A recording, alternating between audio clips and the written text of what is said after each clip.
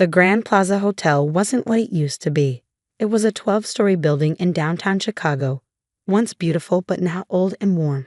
The golden revolving doors had lost their shine, and the sidewalk outside was cracked. But as I held the keys in my hand, all I saw was potential. "Kayla, dear," my Aunt Victoria said in a sweet but fake voice as she stepped out of her shiny Mercedes.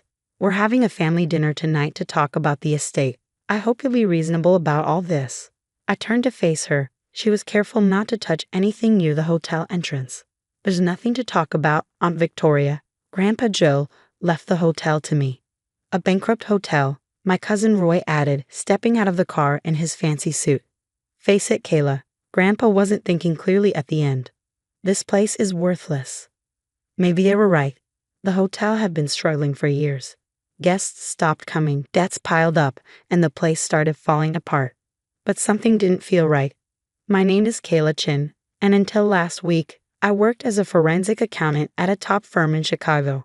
I spent years finding financial fraud and hidden money. If there was one thing I knew, it was that numbers tell a story if you know how to read them.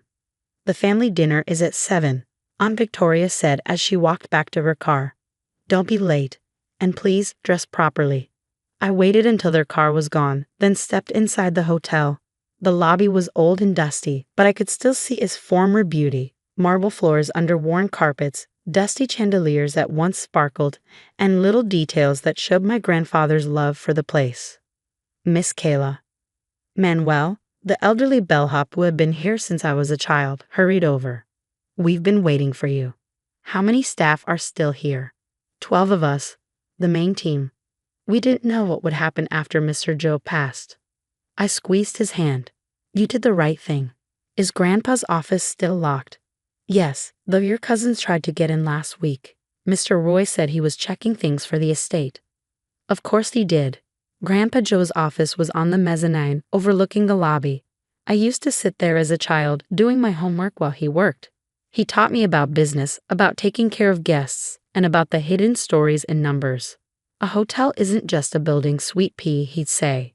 "It's a place where people's stories unfold. Our job is to make their stories happy ones." The office door creaked as I opened it. Everything looked the same, the big wooden desk, the shelves of old books, and the heavy safe in the corner. But something was different. The safe door was slightly open. "Manuel," I called. "Did anyone get the safe open?" "No, Miss Kayla." Mr. Roy tried, but no one knows the combination. Your aunt wanted to hire a locksmith, but I told him to wait for you. I stepped closer. It was an old Drummond safe, the kind you don't see anymore. Grandpa taught me the combination on my 16th birthday. Every hotel has its secrets, sweet pea, and every secret needs a keeper. The code was 3 important dates: the hotel's opening, Grandma's birthday, and the day Grandpa paid off the mortgage.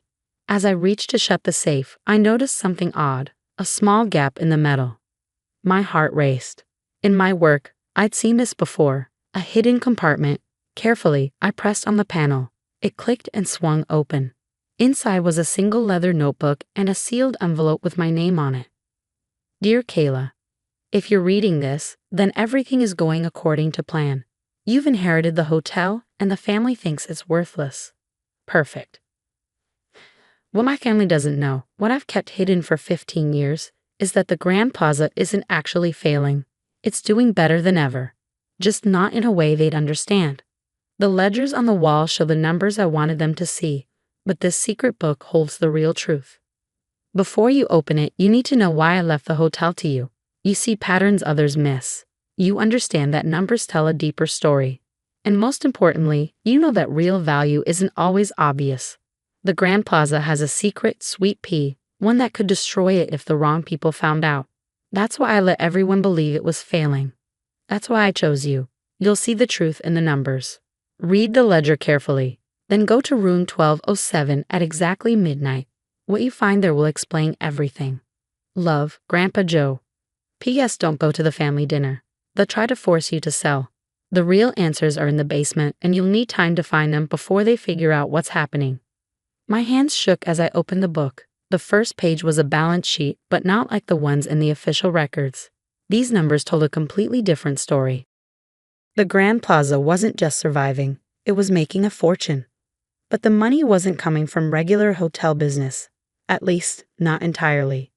There were strange codes, mentions of something called Project Legacy, and payments from secret bank accounts.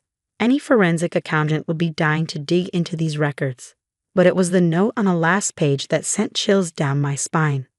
The real treasure isn't in the numbers, sweet pea. It's in what the numbers are protecting. Find the basement key. Everything else will make sense then. My phone buzzed. Aunt Victoria, dinner in an hour. The family has a very generous offer for that wreck of yours.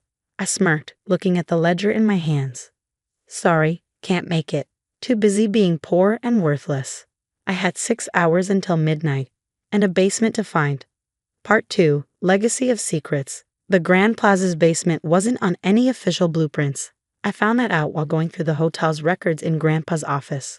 According to city records, the hotel had a regular basement for storage and utilities, but Grandpa's secret ledger suggested something much more interesting. Manuel, I said, finding him at the front desk. Has anyone ever asked about the basement? He glanced around before speaking softly. Only Mr. Joe ever went down there. He had a private elevator in the service area. Your cousin tried to find it last week, but, he grinned. I may have forgotten to tell them where it was. I followed him to a back hallway. The elevator didn't look like an elevator at all. Just a storage closet. But when I looked closer, I noticed a keypad hidden behind a metal panel. And next to it, faintly etched into the surface, were the words, "Every story needs a foundation." Grandpa's favorite saying. I checked my watch, 10:45 p.m. It was time to figure out what Grandpa had been hiding. As I studied the ledger again, more pieces started falling into place. Large payments from Swiss bank accounts, mentions of artifact storage, and a list of guests who paid huge amounts for specific rooms. One of those rooms, 1207. My phone buzzed again. This time, it was Roy. You missed quite a dinner. Last chance to be reasonable. Our offer expires at midnight. Of course it did. I turned back to the elevator and entered the keypad code.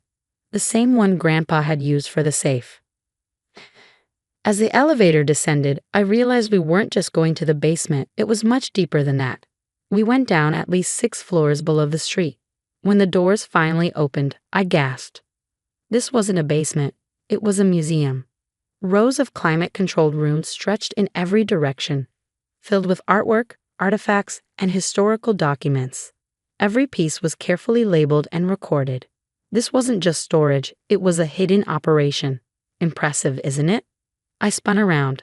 An older man in a sharp suit stood watching me.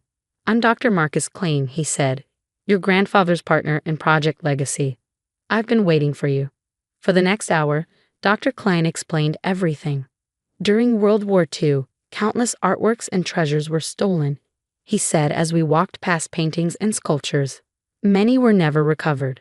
Some ended up in private collections illegally. Your grandfather found a way to fix that. The Grand Plaza wasn't just a hotel. It was a secret operation dedicated to returning stolen art to its rightful owners. The high-paying guests weren't just staying in rooms. They were being reunited with pieces of their family's lost history. Joe created a brilliant system, Dr. Klein continued. The hotel's losses covered the true mission. The money in secret accounts, insurance payouts for recovered artifacts.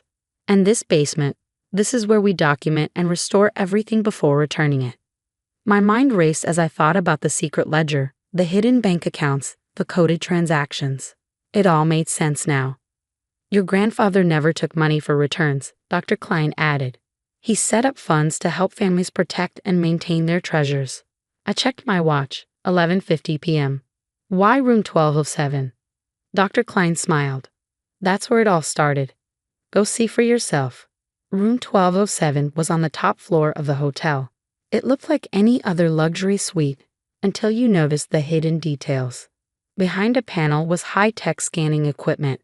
The bathroom mirror was actually a computer screen. The closet had once held a lab for authenticating artwork and documents.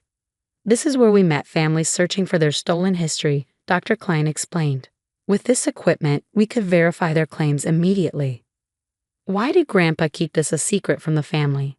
Because your aunt and cousins would have turned it into a business, he said simply.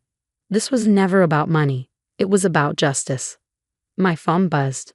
Midnight. Roy, time's up. We're filing court papers in the morning to contest the will. This hotel is coming down. I smiled. He had no idea what was coming. Dr. Klein, I need your help with something.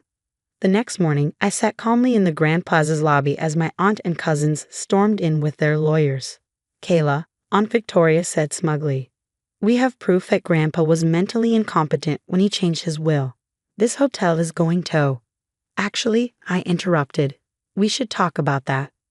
I gestured to a group of people standing nearby. Dr. Klein stood at the front. "Meet the hotel's board of directors." Roy laughed. "This place is bankrupt." "No," I corrected. "This place is the headquarters of the Legacy Foundation, a nonprofit dedicated to recovering and returning stolen cultural artifacts. The losses you saw, they were operating costs for a multi-billion-dollar recovery effort." Their expressions shifted from confidence to shock as Dr. Klein handed over the real financial records, proof of the foundation's success. Letters from grateful families, even international awards for the work Grandpa had done. "Grandpa Joe wasn't failing," I said. "He was doing something far more important than making money, and now his work will continue. Under your leadership," Dr. Klein added. "As your grandfather always intended." Aunt Victoria sat down, stunned. "All this time we thought." "You thought exactly what Grandpa wanted you to think," I said. "He needed everyone to underestimate this place to protect its real purpose." Over the next year, the Grand Plaza changed not into something new, but back into what it was always meant to be. We fixed up the hotel, keeping its cover as a business while growing the secret recovery mission. Roy, to my surprise, wanted to help. Once he understood what Grandpa had been doing, his legal skills became useful for handling complicated international cases. Aunt Victoria, after some resistance, became one of our strongest supporters, using her connections to bring attention to our work. The foundation grew, helping more families reunite with lost treasures. Last month, I sat in room 1207 with an elderly woman who had been searching for a stolen painting for 50 years. When we confirmed it was hers, she broke down in tears. "Your grandfather did this for my family too," she said. "He believed everyone deserves to know their story." The secret ledger now sits in my office, but I've added my own entries. Each one represents not just a recovered artifact, but a family finding closure, a piece of history returned to where it belongs. Manuel still greets guests in the lobby, training new staff to recognize people searching for their past. The basement museum continues to grow, full of stories of loss and recovery. Dr. Klein retired last year, though he still helps with difficult cases. "Your grandfather would be proud," he told me recently. "You've taken his dream further than he ever imagined." Our family still has dinners together, but now they happen in the hotel's newly restored restaurant. The conversations aren't about money or power anymore.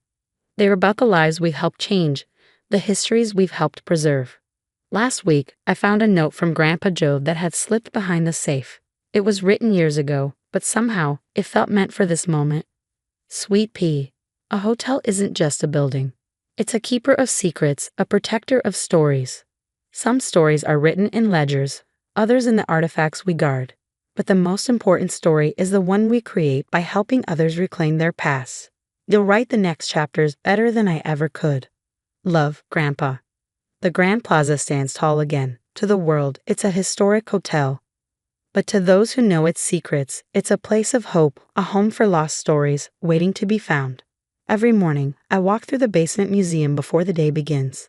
Each artifact, each recovered piece of history reminds me, true value isn't in money or property. It's in the stories we protect, the past we honor, and the healing we bring. That's the real legacy of the Grand Plaza. And like every great story, it's still being written. Why is there such a fuss about Costco's membership fee? I mean, it's supposed to help us save some money. However, Kara always manages to drag me into her shopping adventures. She only thinks about what's convenient for her, and despite my numerous refusals, she just won't take no for an answer. In fact, she even tried to set a date without my agreement. "So when are we doing this?" My husband chimed in, completely siding with Kara. I was shocked by his response. "What are you thinking? It's Kara we're talking about. She's definitely going to make us pay again." "Well, I plan on giving her a taste of her own medicine," Ronald said, hinting at some sort of plan to deal with Kara's antics. but only if she continued her selfish behavior. I decided to go along with my husband's scheme. By the way, my name is Lahi, and my child started kindergarten this year. I've been quite busy with his education and socializing with other parents in the neighborhood. Fortunately, most of the other moms are very kind and have helped me with various things like advice about my child and parent-to-parent consultations. I also try to help out as much as I can, and I think I've managed to maintain a good relationship with them, except for one mother, Kara. Kara always seems to need help from everyone around her, despite referring to herself as a spoiled princess. She's hardly ever helped anyone in return. For example, when the moms make plans to go out for a meal, she often appears out of nowhere and joins in. I wouldn't really mind that, but she frequently asks for bites of other people's food and subtly suggests that someone else should pay for her meal, claiming that she doesn't have much money on her. Other mothers who have experienced similar things have the same impression of her as I do. Whenever I go shopping, I always drive my car, and most of the time, she'd show up and persistently ask for a ride. While I wouldn't mind if we were headed to the same place, Kara is undeniably pushy. She'd say things like, "I was in such a hurry to catch a ride with you that I forgot my wallet." "What are we going to do?" "Go back for it." "Nah. I don't want to inconvenience you. Maybe I can just pay you back later." Every time I took her shopping, it would end up like this. She'd make excuses like forgetting her wallet or leaving her credit card at home and always try to avoid taking out her own wallet. Karen never seemed to have any intention of paying, and though she promised to pay me back later, she almost never did, even after I pressured her multiple times with the receipts. "Now or wait until payday," she would say. "When it comes to money, you're really strict, aren't you?" she once said. Even when I involved her husband, who was a decent man and would apologize and pay me back, Kara showed no remorse and didn't seem to care at all. Some people might not think much of a few small shopping expenses. However, when these expenses accumulated over the course of a month, they added up to a substantial amount of money. The stress of having to go to such lengths to get the money back each time we went shopping was becoming overwhelming. If only I could decline her request to go shopping in the first place. But Kara had a way of manipulating me, often using our kids. Our children were good friends, and there were times when she would have them make plans to go shopping together before coming to ask me for permission. It was hard for me to refuse when she used our children as a bargaining chip, and I couldn't tell my little boy not to be friendly with his friend. While other mother friends encouraged me by saying they sympathized with my situation, it seemed that they too did not want to get involved with Kara and were somewhat keeping their distance. "Hey, can you do the shopping instead?" one mom friend suggested. The mom friend I mentioned earlier suggested, "Well, you should just firmly decline, shouldn't you?" Finally, I confided in my husband about the situation, but he didn't take it seriously since he didn't know Kara's true character. He simply said, "Kids are kids and parents are parents. You should stand up stronger." I was troubled about what to do. Then one day, my husband came home looking exhausted. I asked if something had happened at work, and he told me that he had been caught by Kara at a traffic light. She approached him, saying, "Oh, you're Elle's husband. Perfect timing. Could you give me a ride to the station?" Kara asked for a favor, but she didn't seem to consider the possibility of him declining. She came out onto the road and repeatedly tried to open the passenger door. When he refused, she yelled, "How could you?" and shouted his name several times on the road, trying to call him back. "I can't believe she yelled that much on the street," my husband said. "That's what I told you. Kara is a handful. There's a limit to being a handful." After that, she even asked for the fare money. My husband tried to shake her off, but due to the traffic lights on his commute, he had a hard time. After dropping her off, he wondered where she was going, to the station without enough money to buy a ticket. Unable to comprehend Kara's selfish actions, my husband was drained and finally understood why I was complaining. "What is she thinking, really?" he said. "That's why I wanted you to go shopping with her instead of me. I bet she's just as insistent with me." My husband gave a helpless shrug and seemed to give up on Kara's actions. I was also troubled about what to do. Then one day, Kara came to me with this story. Hey, Lottie, I've been wanting to go to Costco. Is that so? Do you want to go together? It's cheap and the cost performance is good. Wait, Kara, you go there often, don't you? I replied, no, I'm not a member. With Kara's sudden proposal, I gave a vague response. Despite not being a member, Kara was quite knowledgeable about Costco and gave various recommendations. Our family was a member through my husband, and we would occasionally use the card to stock up. However, that didn't mean I was going to take Kara shopping with me. I was just hitting it off with her, thinking she was probably after rummaging through my wallet. Kara said, hey, let's go. You're a member, right, Lottie? I replied, I'm not a member. She continued, oh, then your husband, that's fine too. And I want you to bring the car too. I asked, puzzled, how do you know that I got a ride in your husband's car the other day? Kara replied casually, I saw Costco's shopping bags there. At Kara's words, I couldn't help but frown. I told her, you know you can't pay at Costco if you're not a member, right? So please take care of the cashier. She nonchalantly responded, I'll pay you back later. You hardly ever pay me back when you say that, don't you? I retorted, it's okay this time, right? Despite having no inclination to agree, Kara, as usual, turned to address my child, saying, can we go shopping together? My son enthusiastically replied, sure. Kara continued, so then the kids can be watched by my husband, right? Annoyed, I said, I haven't said we're going yet. She persisted, oh, come on, but it's fine, right? Costco has a membership fee, and it would really help me out. Unable to bear Kara, who only thought about her own interests, I repeatedly refused.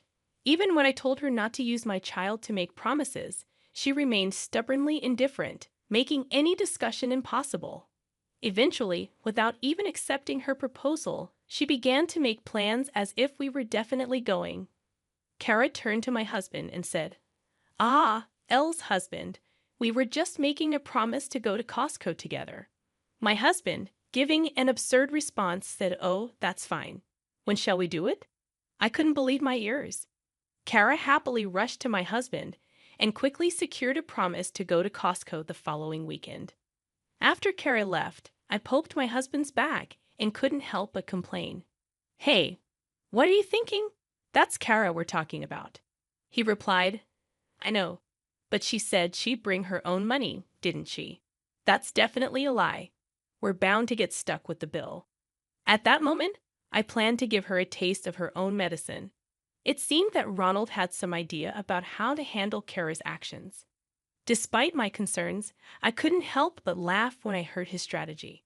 While it seemed like an outrageous payback, it only applied if Kara behaved as brazenly as usual. Additionally, if this occasion led Kara to avoid getting involved with us, it might turn out to be a good thing. So, I decided to go along with my husband's plan. Finally, the day to go to Costco arrived. Kara, in a good mood since morning, naturally got into our car. She asked if I had forgotten anything, and I couldn't help but retort, do you have your wallet? It'd be a problem if you forgot it. Kara replied, aren't you the one who often forgets? No worries, no worries. I was irritated by Kara's words, but Ronald amiably responded to her. Usually, at this point, I would want to check by having her take out her wallet. But considering my husband's plan, I held back. Kara seemed well aware of Costco's system, probably knowing in advance that only those with a membership card could make payments if she shopped there. Inevitably, Ronald would have to pay, and then she could push the payment onto us as usual. If she claimed she forgot her wallet, she wouldn't have to pay anything, which is probably what she was thinking. Kara's intentions were obvious, and Ronald seemed to understand them well. Kara, in high spirits, arrived at the store and swiftly started to fill the cart, with such a vast selection that it was a challenge to make choices. She happily piled items into her cart as she roamed the store. When I suggested that we keep our carts separate to avoid confusion with our purchases, she adjusted her cart and continued loading it without any hesitation. Ronald slightly whispered in my ear, pointing out how Kara was mindlessly adding items to her cart without even glancing at the price tags. I couldn't help but chuckle. It appeared that Kara, as usual, wasn't considering that she'd be the one footing the bill, and I decided to play along with Ronald's plan. Kara asked, "Isn't this fun?" I replied, "Wait, Lahi, is that all you're buying?"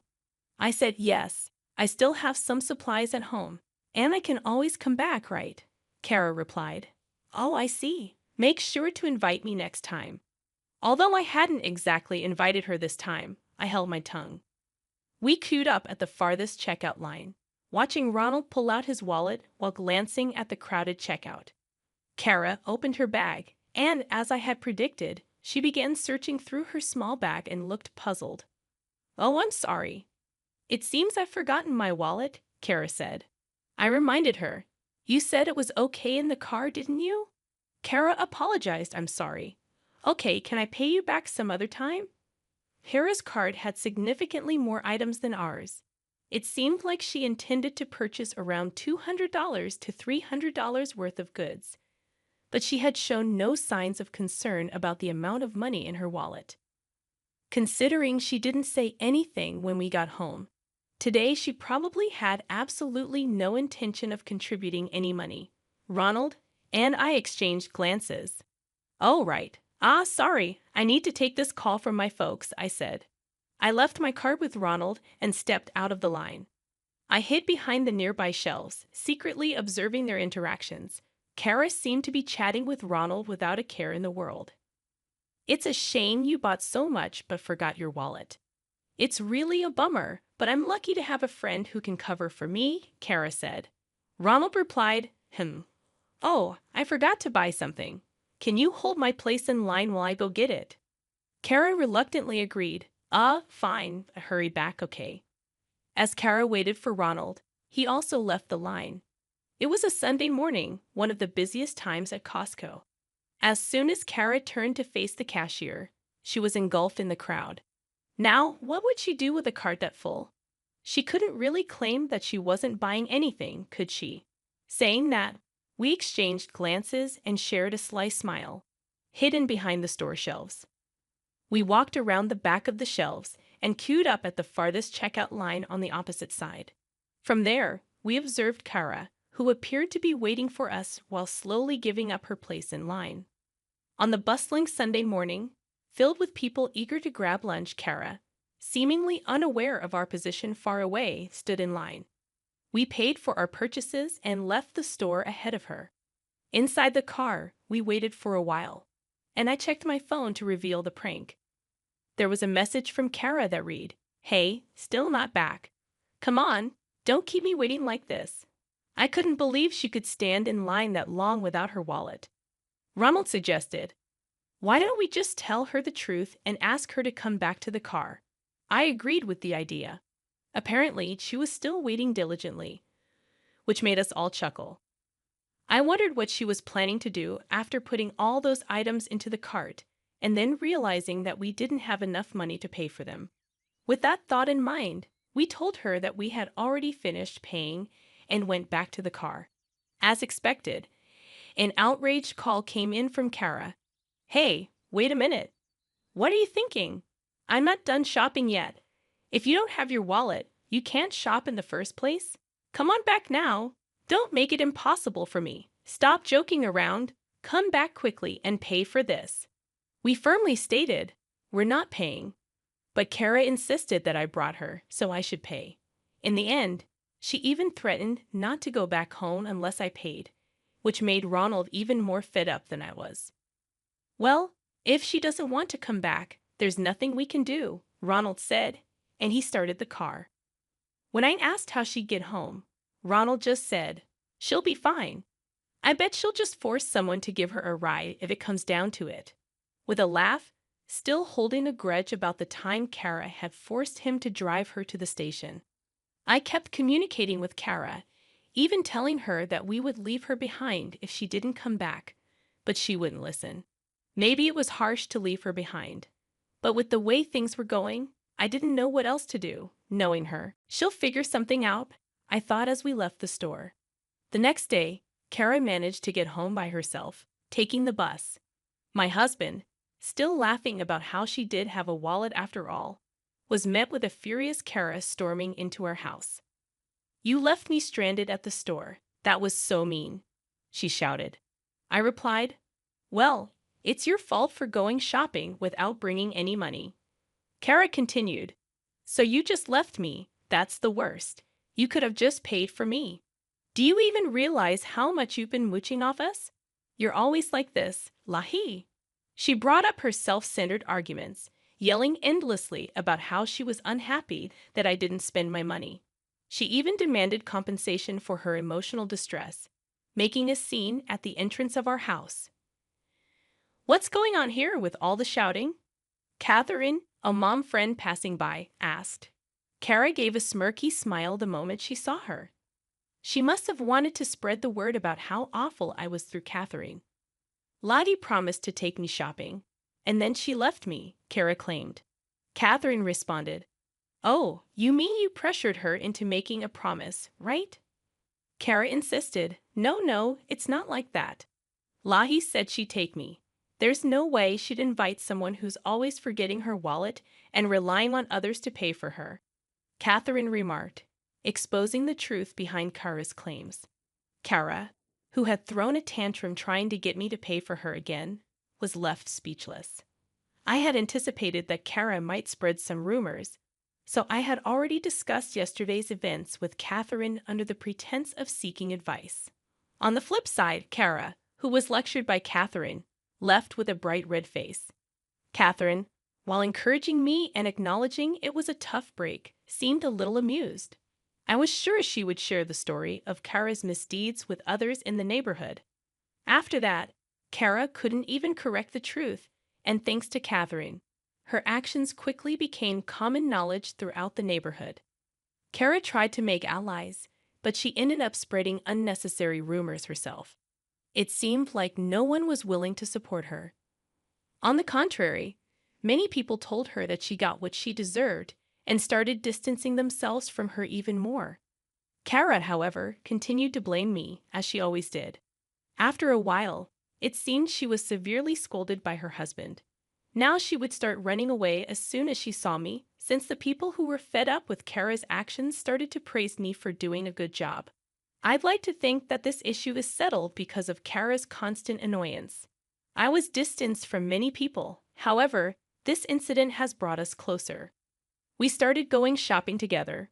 But of course, we each paid for our own things, and we've built a balanced relationship of give and take. My life took an unexpected turn when my husband walked in on me in a compromising situation with another man. The aftermath of that moment was nothing short of catastrophic. His immediate reaction led to a 5-year jail sentence, my family's disdain, and my overwhelming self-loathing for shattering the image of our seemingly perfect family. I often find myself lost in thoughts of regret, repeating the same self-condemning mantra late into the night, especially when the silence in my once happy home becomes too loud to bear. My children, who were once the center of our universe, are no longer here. My ex-husband despises me with every right to do so, and my immediate family is torn apart. I never managed to forgive myself for the selfish act I committed back in 2015, right after turning 39. I now confess that I took my ex-husband for granted. He had always shown me love, complimenting my beauty daily and seeking intimacy regularly. He treated me as an equal, not a queen or princess, for we were partners in the truest sense. Our journey started in high school, and we remained each other's sole and steadfast companion. Everything felt just right. My family adored him, and my brother looked up to him as a role model. He had helped countless people in difficult situations, always the one they called when in trouble. Through the years, he proved himself to be a good man. We were blessed with 2 strong-willed sons, who, at the time of this incident, had grown into 2 wonderful young women. But over time, I let myself go, feeling self-conscious about my weight. He continued to tell me I was beautiful, even as we encountered few arguments that were usually about our physical relationship, or rather, the lack thereof on my part. It wasn't that I didn't want to connect with him in that way, but my mood often just didn't align. He understood, and we communicated openly about our desires. However, when I turned 39, my birthday party revealed a new version of myself. I had spent an entire year at the gym, practicing yoga and Pilates, and had managed to transform my body from 180 to 135 pounds. It was a remarkable achievement, especially for someone who had always been a bit heavier. My ex-husband also began his fitness journey, shedding pounds and tumming his body, going from 260 to 225. His desire for me only intensified, and he couldn't keep his hands off me. We went on dates, danced, and took regular walks. He continued to be a supportive partner around the house, and his eyes always conveyed his love and longing for me. It was incredible to think that even after 2 decades together, he still looked at me with such desire, something any woman would cherish. But despite all this, for reasons I couldn't explain, I still found myself unable to reciprocate his affection during that time. I initially attributed my decreased sexual desire to early menopause. Our physical intimacy had dwindled to about 3 times a month, and I was usually a one-and-done kind of person. In contrast, my husband's desire for more was unrelenting. He even suggested couple counseling as a solution, but I stubbornly declined, allowing my selfishness to cloud my judgment. The turning point arrived when a new manager joined my office a few days after my birthday. He was a bit younger and undeniably handsome, and for some inexplicable reason, he developed an interest in me. I initially brushed off his advances, but as time passed, my indifference transformed into casual conversation. Eventually, he started flirting, and I revealed my wedding ring. Yet, after 2 months of constant flirting, I found myself reciprocating, sharing details of my life with him, and, to my dismay, thinking about him more and more. In hindsight, I realized it was the beginning of an emotional affair, but at the time, I was caught in a whirlwind of emotions. My husband began to sense that something was amiss. We had a heated argument about it, which, in my mind, began when he tried to kiss me. I unintentionally made a disgusted face, not directed at him but rather at the thoughts of this other man who occupied my mind. A week after that incident, I decided to meet the new manager at a cafe with the intention of telling him to stay away, that I couldn't continue this. However, before I could utter a word, he kissed me, and my thoughts went blank. That marked the commencement of our 6-month affair. During this time, I found myself doing things with this man that my ex-husband had longed for. I was more eager, more willing, and constantly in the mood. It felt like a new and exciting experience, and as a result, my intimacy with my husband suffered. Although we did have occasional encounters, my behavior toward him grew increasingly critical and belittling, and I'm filled with shame when I reflect on how I treated him during that period. It wasn't until my brother came to visit and revealed that my ex-husband had confided in him about his deepening depression and thoughts of separation that I snapped out of it. He believed that I no longer loved him and that he was falling out of love with me. This revelation jolted me back to reality. I immediately ended the affair, resigned from my job, and resolved to make my husband feel loved and wanted again. I had resolved to fix my marriage, to become a better wife, but the universe had other plans. One day, my affair partner unexpectedly showed up at my house, carrying a box of office belongings I had requested. We spoke briefly. He sought answers, questioning what he had done wrong. I told him I needed to mend my marriage and asked him to leave. However, he pleaded for one last encounter, and foolishly, I agreed. We retreated to the guest room, where our liaison took a tragic turn. I lost track of time in the heat of the moment. Suddenly, my affair partner jerked back violently, and there was a deafening bang. As I sat up, I saw my ex-husband standing there, his eyes bloodshot, tears streaming down his face, lips trembling with pain. My affair partner lay on the floor, and there was a gaping hole in the wall. In the chaos that ensued, my ex-husband and affair partner clashed violently. I screamed, trying to intervene, but desperation led me to jump on my ex's back, resulting in me being thrown to the floor. Everything blurred for a moment. When I regained clarity, my ex-husband had my affair partner pinned down, and he was on the phone, his face a mask of determination. Moments later, the police arrived, handcuffing my ex-husband, while paramedics tended to my severely injured affair partner, who needed reconstructive surgery on his face.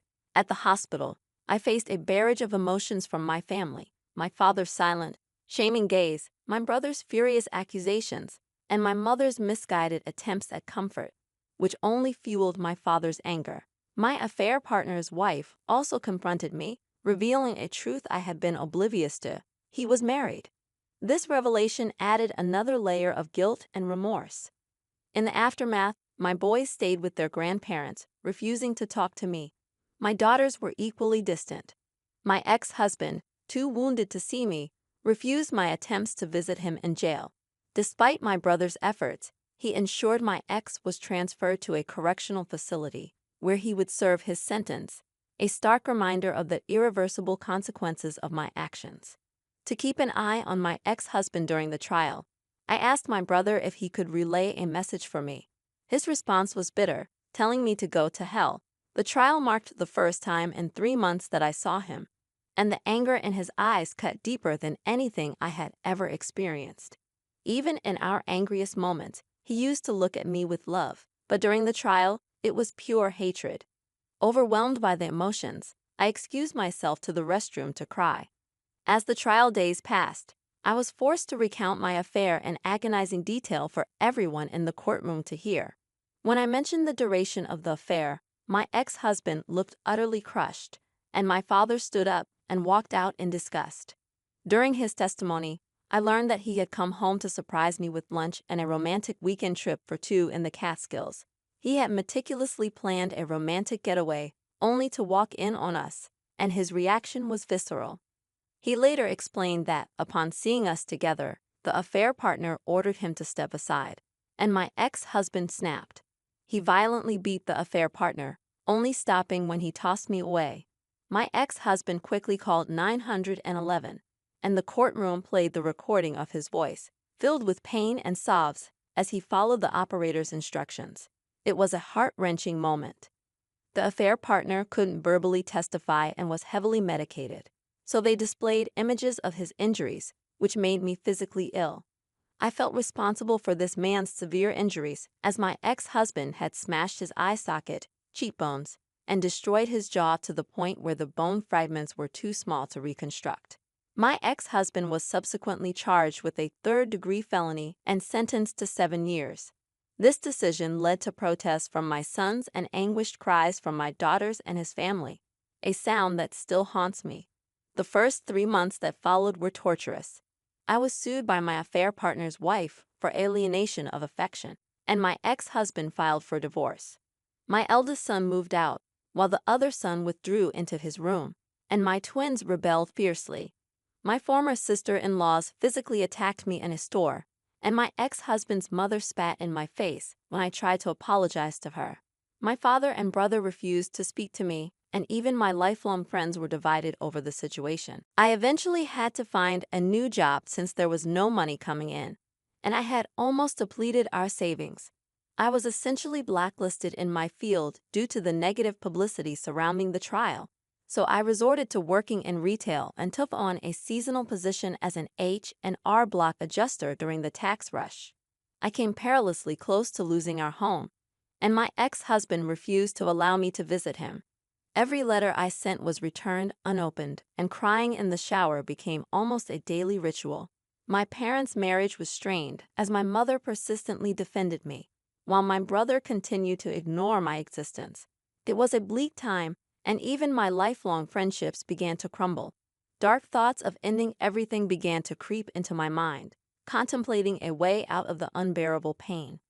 I carried the weight of guilt on my shoulders, watching my belongings disappear as I drifted into isolation.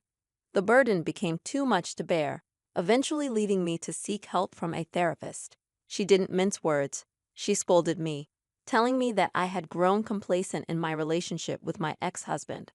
I hadn't seen him as a husband, but more like a friend with benefits, and I had treated him as such. She was right. I had taken him for granted. Nearly a year had passed, a year of silence from my children. When I cooked dinner, they would quietly collect their food and retreat to their rooms, refusing to even glance in my direction. I had my share of meltdowns, begging them to speak to me, but it was met with silence. My brother got married, and I wasn't invited, though my kids were. I continued trying to visit my ex-husband, hoping he would add me to the visitor list, but I was consistently denied access. My letters remained unanswered, plunging me further into depression. Then, out of the blue, my brother showed up at my house. It was the first time he had visited since the trial, and he was clearly unhappy. He came to scold me, emphasizing that my ex was in the infirmary after a violent incident. An inmate had attempted to sexually assault him in his cell, resulting in my ex-husband getting stabbed in the stomach and the inmate suffering a broken spine. My brother's words cut deep, and I cried for days, acknowledging that in many ways, I was responsible for this outcome. I made persistent efforts to visit my ex in the infirmary and continued writing letters, but they were consistently returned. For 4 more years, I tried to reach out to him, with no success. Thankfully, our children visited their father frequently, and it was through them that I learned he had been placed in protective custody by my brother after the attack. Over the years, my eldest attended the same college as my ex-husband and pursued the same major, but he only maintained contact with his siblings. He had no desire to speak to me or visit our house during the holidays, choosing instead to spend time with his grandparents. My other son followed a similar path, going to the same college and refusing to contact me.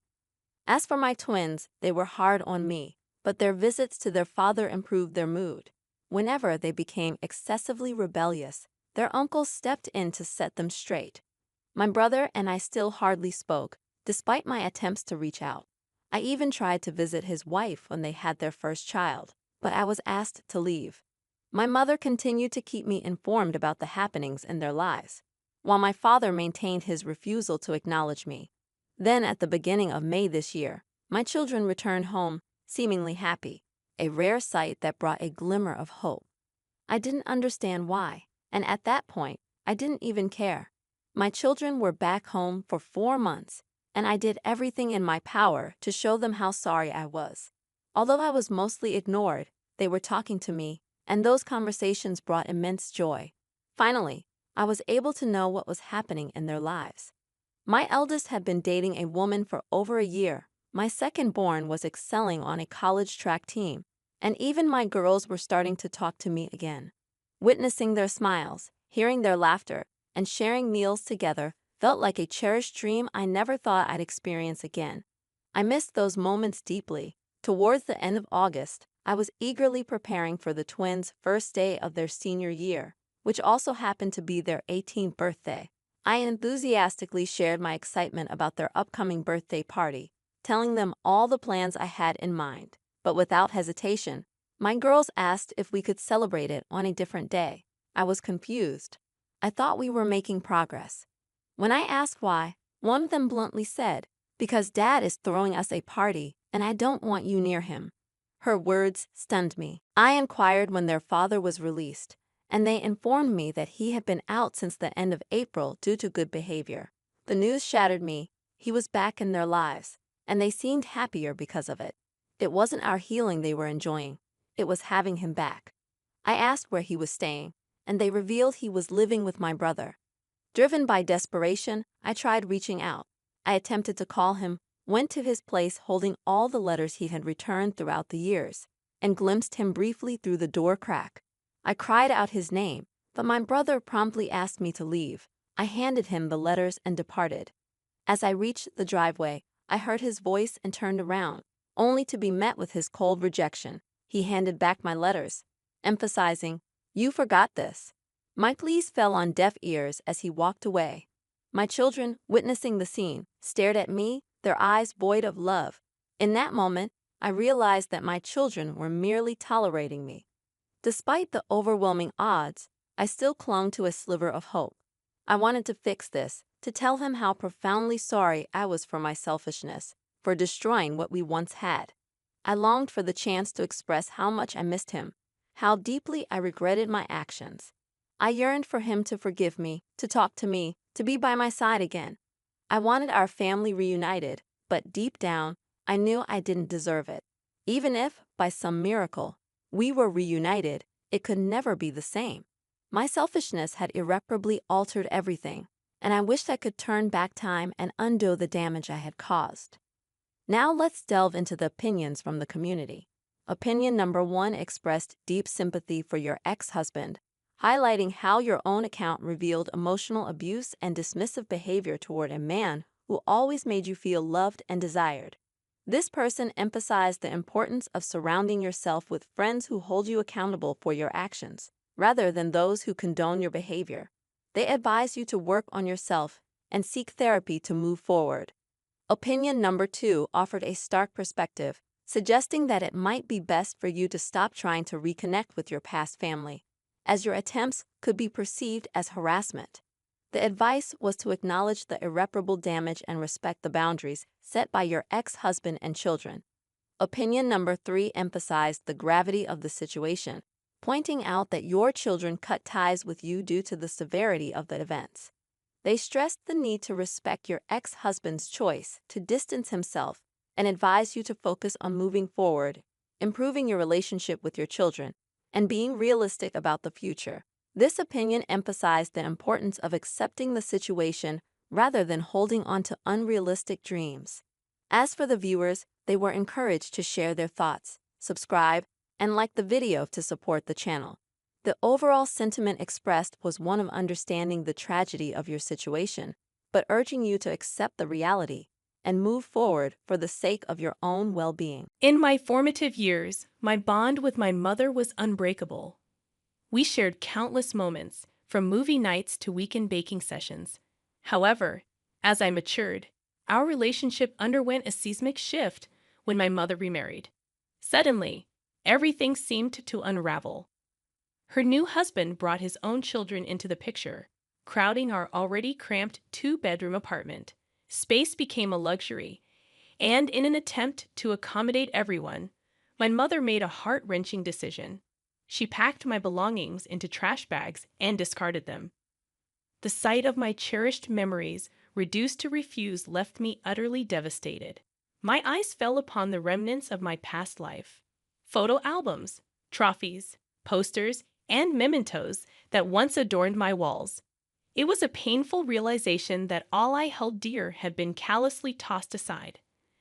I felt a profound sense of betrayal. How could my mother erase my existence, my accomplishments, my treasures? Fueled by a mix of anger and desperation, I confronted her, demanding an explanation for her cruel actions. In a fit of rage, I hurled hurtful words at her, questioning her choices and priorities. Regret washed over me, but at that moment, my anguish drowned out reason. In the aftermath of our heated confrontation, I was consumed by a whirlwind of emotions. The house that had once been my sanctuary now felt hostile and unwelcoming. Determined not to surrender my rightful place, I retrieved my discarded belongings from the trash. With unwavering resolve, I reclaimed my space in the apartment, refusing to be displaced by my mother's new family. As I defiantly carried my belongings back into the apartment, I saw shock and disbelief etched on my mother's face. She tried to protest, insisting that I couldn't simply reclaim what was lost. Yet, I remained resolute. That house held the echoes of my entire life, and I wouldn't allow my mother's new family to strip me of my home. Upon returning to my room, I fervently unpacked my belongings, determined to restore the order and familiarity that had been ruthlessly disrupted. My mother, standing in the doorway, pleaded with me to stop, but my anger overshadowed any empathy I might have felt. I couldn't allow her to stand in my way. When she attempted to enter my sanctuary, I forcibly pushed her out and slammed the door shut, a gesture of defiance that startled even me. It was an unprecedented hostility directed at my own mother, but I felt she had abandoned me, choosing her new family over the bond we once shared. After that incident, communication between us became strained, laced with bitterness. I knew my actions had wounded her, but I couldn't summon the compassion to care. The house crackled with tension, aggravated by my stepfather's constant disparaging remarks about my presence in the house. I grew increasingly agitated, feeling my patience wear thin by the day. The breaking point arrived when my stepfather audaciously claimed my room for his children. I was incredulous. This man had already stripped away everything I held dear, and now he sought to take my last refuge. I confronted him, vehemently asserting that he couldn't barge in and seize my space. He dismissed my protests, citing my mother's agreement to his plan, and I seethed at the thought of my mother betraying me once more. Our confrontation escalated into a heated exchange of insults. I lashed out, labeling him a nobody who couldn't provide for his family without taking from others. In response, he accused me of being a selfish brat unable to accept change. In the end, I found myself defeated, my mother siding with him, urging me to compromise and make sacrifices for the sake of the family. But I couldn't shake the feeling that I had already sacrificed too much. Fueled by anger and desperation, I threatened my mother and stepfather, vowing to teach them a lesson. Their shocked expressions didn't deter me. I stormed back to my room, slamming the door behind me, feeling utterly powerless and alone. Amidst my despair, a memory flickered to life. The two-bedroom apartment belonged to my paternal grandmother. She had entrusted it to my parents when they first moved to the city. In moments of desperation, she had always been my pillar of support, filling the gaps my mother couldn't. I picked up my phone, dialing her number. When she answered, I poured out the tale of my mother and stepfather's betrayal, seeking solace and guidance from the one person who had never let me down. I recounted the entire ordeal to my grandmother, explaining how my belongings had been discarded once again and how they were now attempting to take away my room. My grandmother's fury was palpable. Despite being out of the city, she promised to return in 2 days and confront my mother and stepfather, making it clear that they couldn't mistreat me without consequences. Relief flooded over me. For the first time in weeks, I felt supported, knowing I had someone willing to fight for me. As I hung up the phone, I anxiously awaited her arrival, uncertain about what lay ahead but hopeful that change was on the horizon. When the doorbell rang, I hurried to answer it. My grandmother stood there, her expression fierce, eyes ablaze with anger. She had always been my protector, and I knew she wouldn't allow anyone to harm me. I had held my ground for 2 days, refusing to let them take my room. As soon as she entered the apartment, she spotted my mother and stepfather, shock etched on her faces. Without warning, she slapped my mother hard, a sudden and shocking display of violence. My mother stumbled back, clutching her cheek. When my stepfather tried to speak, my grandmother swiftly struck him on the chest, his face draining of color as he realized the strength of the force he was dealing with. My grandmother scanned the small apartment, taking in every detail.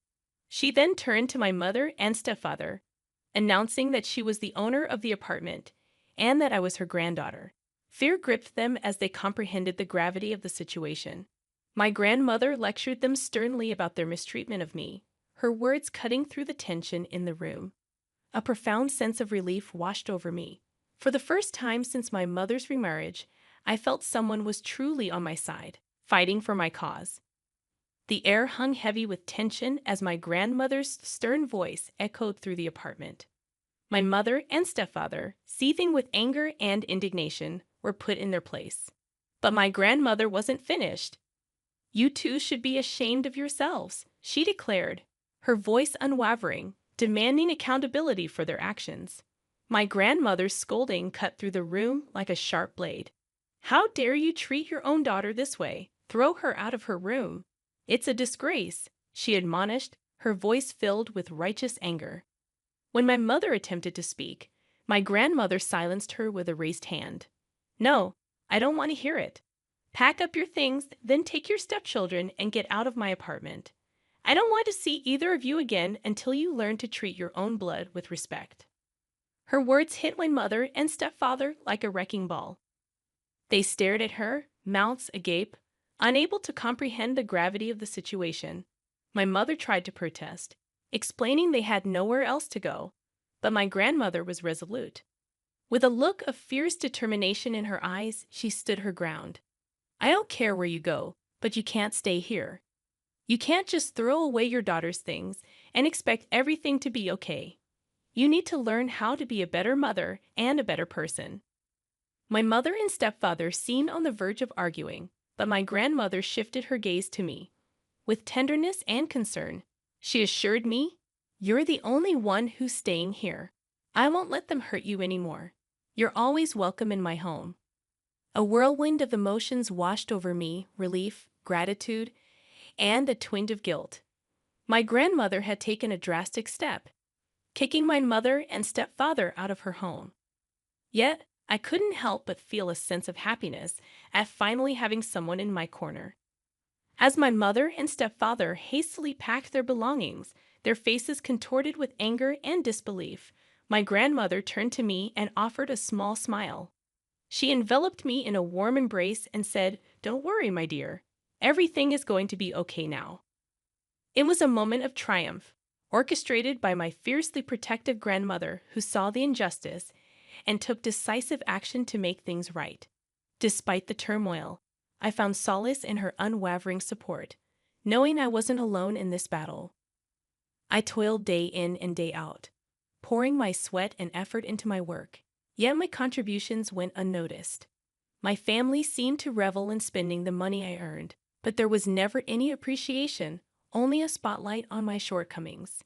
My sister, for reasons I could never fathom, was consistently jealous of me. She was indolent, uninterested in work, and conveniently blamed me for her own misdeeds. My parents, in turn, readily believed her accusations, scolding me without hesitation. Life was far from fair in our household. Each time an incident occurred, my parents would remind me that I was older, expected to be more mature and responsible, while she was allowed to get away with her behavior, creating a toxic atmosphere. This had become the norm in my life, a scenario perhaps not uncommon, but what followed was truly extraordinary. One day, a heated argument erupted between my sister and me when she took my favorite dress without permission and ruined it. She displayed no remorse, dismissing it as a trivial item. However, that dress held sentimental value. It was the first thing I had ever purchased for myself, with my hard-earned money.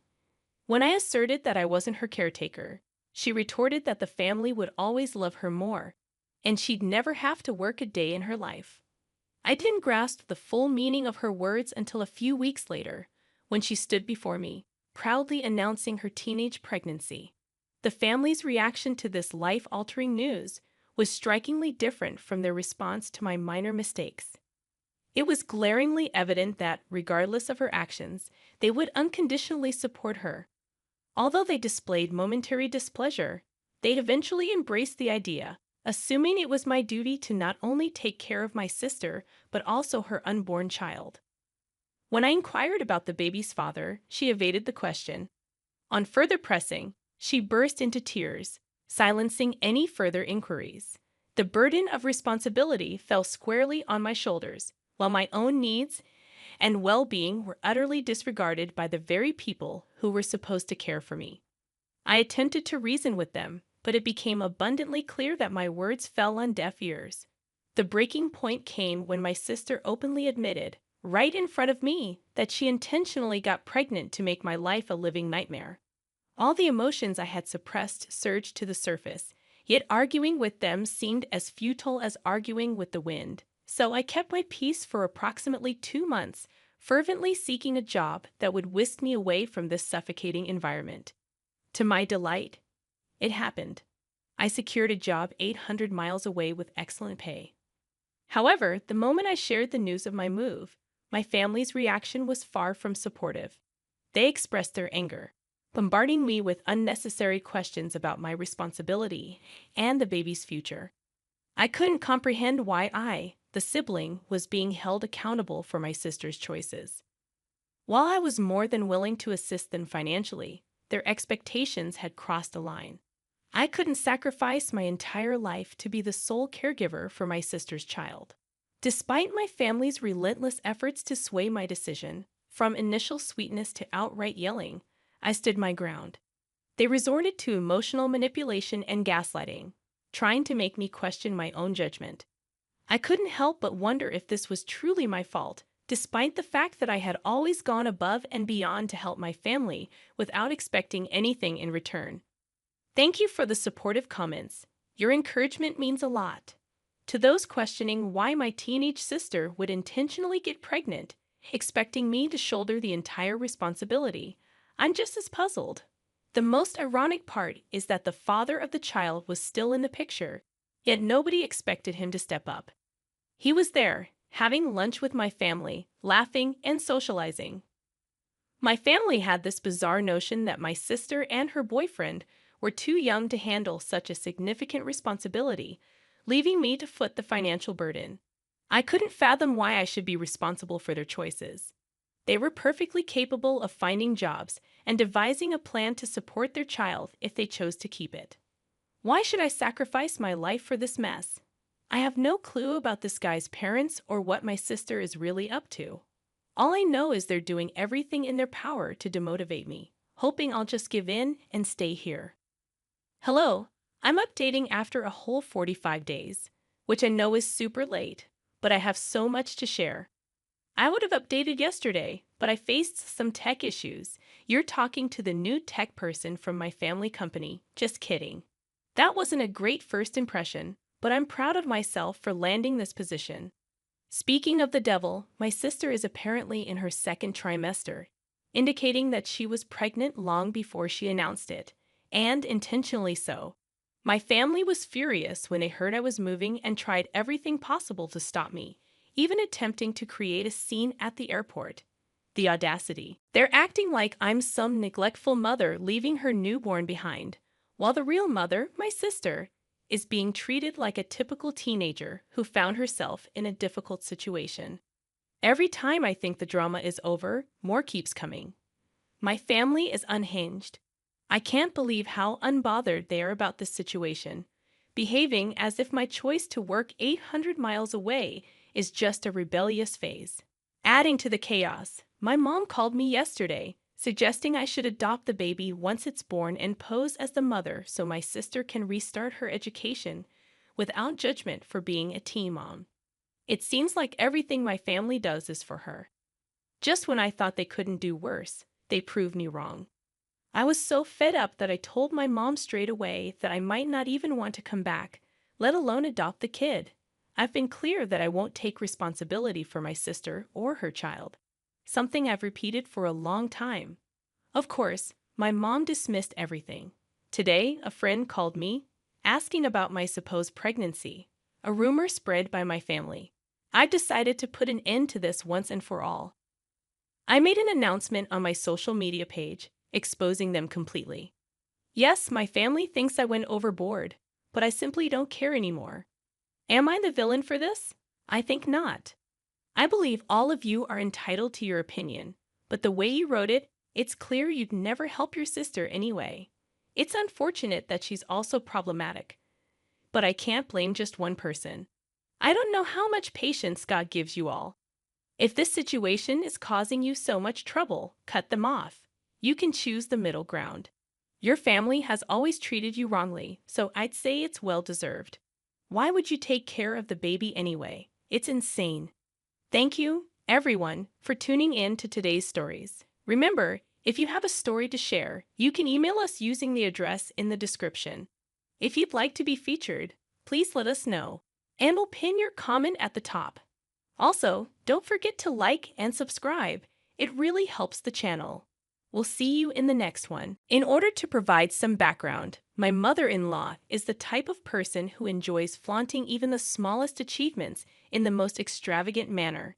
Despite lacking any sophistication in her own life, she goes out of her way to pretend that she is the talk of our society. One glaring example of her absurd behavior is the monthly club party she hosts. To clarify, there is no actual club. She merely invites her friends and coworkers for an evening gathering because they share the same profession. She refers to them as her fellow aita. This peculiar ritual has been ongoing for quite some time. During these gatherings, all they do is brag about their accomplishments and achievements from the past month. Given the context, you can imagine how eager my mother-in-law was to announce that my grandfather had arranged a destination wedding for me, complete with a 6-day stay package. This was his generous gift to me, as I had shared my dream wedding plans with him on numerous occasions. Considering my limited budget and the size of the venue, I had meticulously curated a guest list. My husband and I had discussed the situation beforehand, and both agreed to prioritize our guests. Coming from a large family, narrowing down the guest list was challenging, but I managed to invite 22 people, while my husband invited 18 of our close friends and family members whom we regularly interacted with. We were all set to send out the invitations when my mother-in-law unexpectedly showed up at our house late one evening, uninvited and unwelcome. It was already 9 p.m., and her presence irritated me from the start. She demanded that we make changes to the guest list. I couldn't fathom why she believed she had a say in the people I wanted to invite to my own wedding. My husband, to my dismay, supported her stance, which raised immediate concerns for me. I inquired about the changes she wanted, and she mentioned that she had already promised a few of her work friends an invitation. These friends, she claimed, were part of her aita Geeks group. I politely informed her that there was no room left on the guest list, as every invitee was someone we had a close relationship with and interacted with regularly. I sought support from my husband, but he avoided my gaze and sided with his mother. Despite explaining the situation to her, she insisted that I make adjustments. Frustrated, I showed her the guest list, emphasizing that every individual on it was someone intimately connected to our lives, and there was simply no way to exclude them. She then suggested removing my cousin's sister, whom I had lived with for 7 years after college.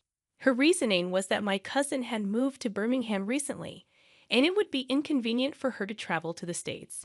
My patience wore thin, and I asked my husband to reason with her, but he continued to support her perspective, emphasizing the importance of inviting her chosen guests, especially after she had shared details about the destination wedding with them. I tightened my lips in frustration, feeling utterly lost on how to reason with my own fiancé, who was clearly being irrational. My anger boiled over, prompting me to storm out of the room. The following day, I woke up with a resolve. I would give them a taste of their own medicine. If they could be so thoughtless about my wedding, all for the sake of saving face in front of their colleagues, then I could be equally inconsiderate. I dialed my grandpa and recounted the events from the previous night. When I finished explaining, I made it clear that I wouldn't waste my energy trying to make them see reason. Instead, I decided to strip away the main attraction from their little charade. I informed my grandpa, whom I love dearly, that I was removing him and grandma from the guest list, along with my dad's brother and his family. I also asked him to resign the gift he was giving me since he was no longer invited. Thankfully, my grandfather understood my intention and supported me without harboring any resentment.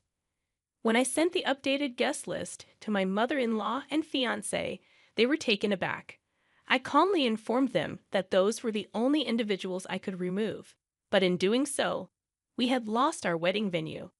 I made sure my fiancé understood the urgency of finding a new venue within the next 2 months or postponing the wedding. Additionally, there was the hassle of reprinting the invitation cards and arranging accommodations for out-of-town guests. I wanted both of them to grasp that none of this predicament would have arisen if it weren't for the generosity of someone in my family who had funded half of our wedding. However, I didn't expect them to suddenly start apologizing for their actions. My mother-in-law came over again, expressing remorse for coercing me into altering the guest list. She implored me to call my grandpa and invite him back, asking him not to cancel the hotel reservation or make any changes. I couldn't help but wonder why she was apologizing now, after she had already achieved what she wanted. She had made a commitment to her colleagues, and now they were receiving invitations. This weighed heavily on her, and she vocalized her frustration, noting that inviting them wouldn't make sense unless the wedding was at a destination. She emphasized that a non-destination wedding would be ordinary and uninteresting to others. Upon hearing her express these thoughts, my husband finally admitted that he regretted supporting her decision. However, I wasn't ready to let his actions off the hook so easily. I reminded him that he shouldn't need extreme measures for him to support me in obvious situations. Although he apologized once again, I made it clear that my decision was final. It was a done deal, and even if I were to reinvite my grandpa, we wouldn't get back his incredibly generous gift. Was I being an angel for standing my ground? I recognized that, ultimately, the wedding was mine, and I should focus on myself. Yet, I couldn't help but feel a bit petty about not reversing my decision.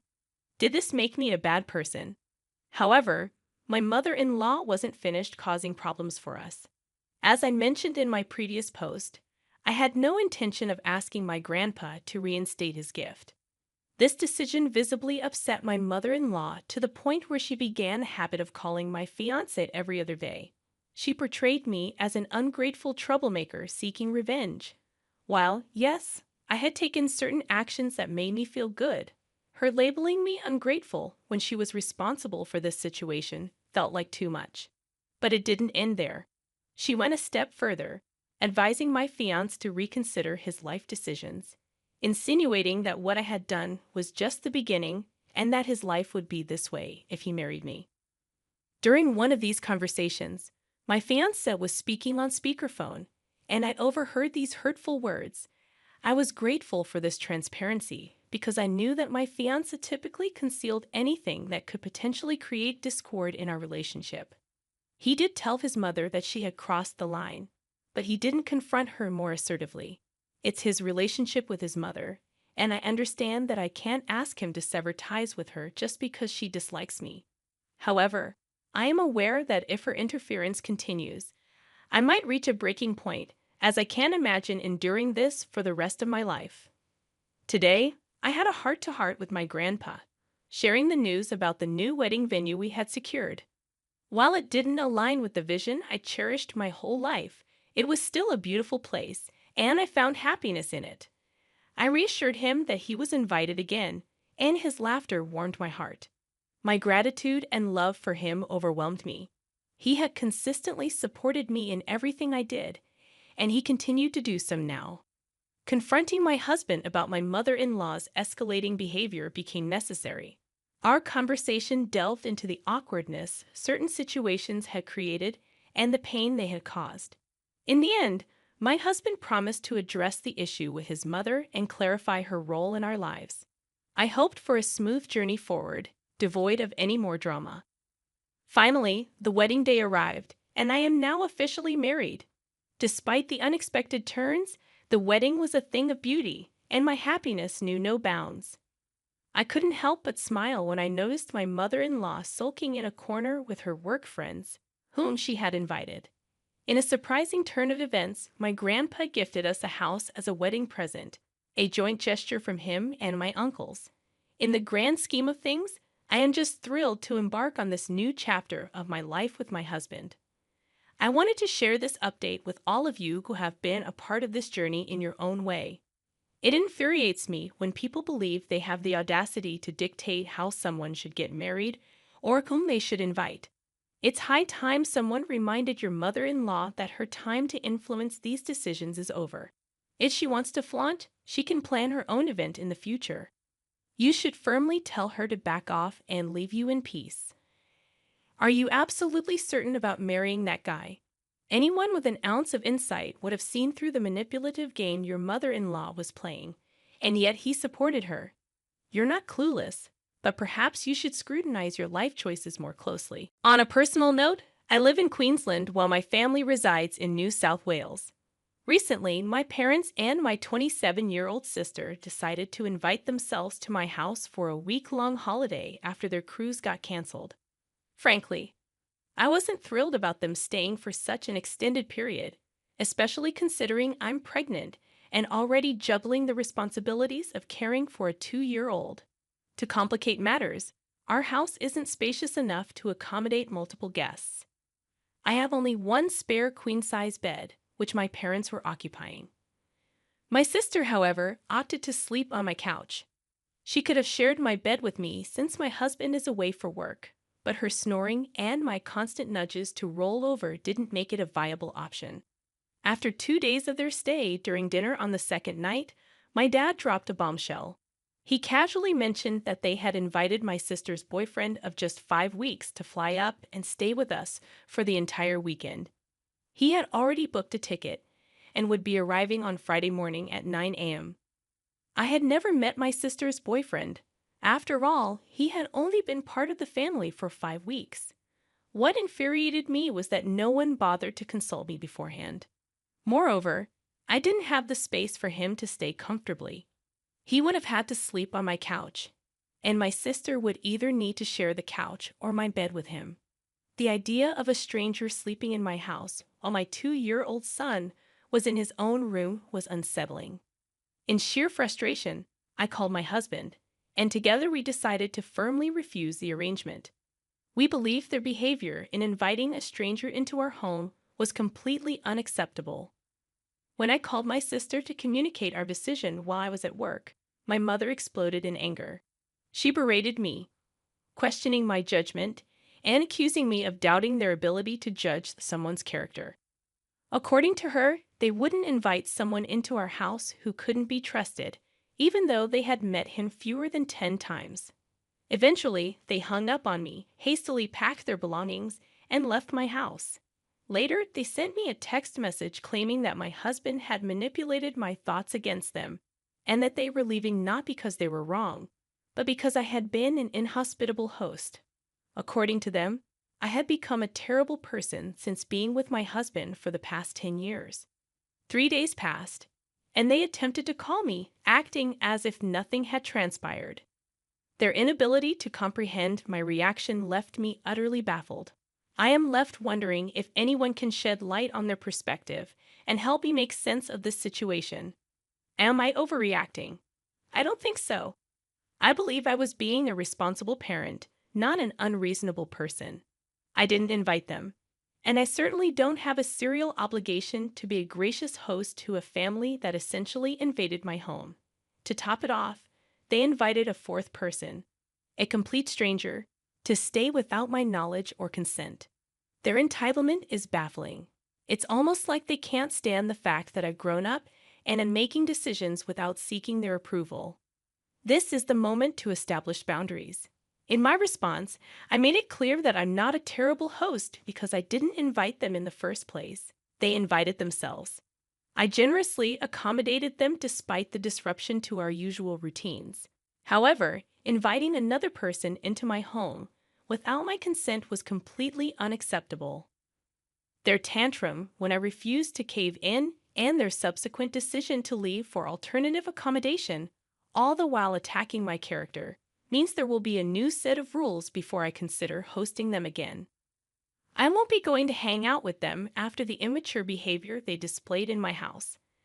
I've had enough of their inappropriate actions for now, and I've decided to limit my contact with them until I feel I can face them again. They crossed a line by inviting someone I've never met into my home without my approval. They didn't ask, they simply informed me that it was happening. The fact that they mentioned my seemingly good mood indicates they were aware it wasn't a good idea. They assumed I would be a pushover and allow it. I'm standing up for myself and the safety of my children, and I know I'm not in the wrong here. I'm a 33-year-old woman, currently 5 months pregnant, while my 35-year-old husband is away on a business trip, set to return next month. This is my first pregnancy, and recently, I've been required to continue working at the office. When I first met my husband, he was incredibly skinny, and his eating habits were restricted due to his mother's cooking. She avoided spices, sauces, herbs, and even salt, sugar, and pepper, believing this bland approach was healthier. My husband grew accustomed to this tasteless diet, but when he tried my cooking, he realized there was a world of flavor beyond his mother's limited recipes. One Wednesday, I indulged my curry craving and made a large batch. While I usually had pre-prepared meals in the freezer, this time, I gave in to the temptation. I left the extra portions in the fridge. On that day, my in-laws unexpectedly visited, having a spare key in case of emergencies. When I returned home, ready to enjoy my curry, I found it replaced by a dish made by my mother-in-law, who had thrown my meal away, claiming it tasted spoiled. Unable to stomach her cooking in my pregnant state, I discreetly gave the unwanted food to a homeless person. However, someone witnessed my act of kindness and informed my in-laws. Suddenly, I found myself bombarded with accusatory messages, even from my mother-in-law. My husband supported me, but now I'm questioning if I overreacted. Honestly, OP, it seems like your in-laws are trying to control your life. Their invasion of your home, even when you're not there, is a huge red flag. And while the focus seems to be on your mother-in-law throwing away your food, the real issue here is the lack of boundaries. Setting firm limits with your in-laws is essential before your child is born. Consider changing the locks and installing security cameras to maintain your privacy and peace of mind. Remember, your home is your space, and you deserve to feel safe and respected within it. Greetings, my name is Marty, and I'm currently a senior in college, majoring in linguistics.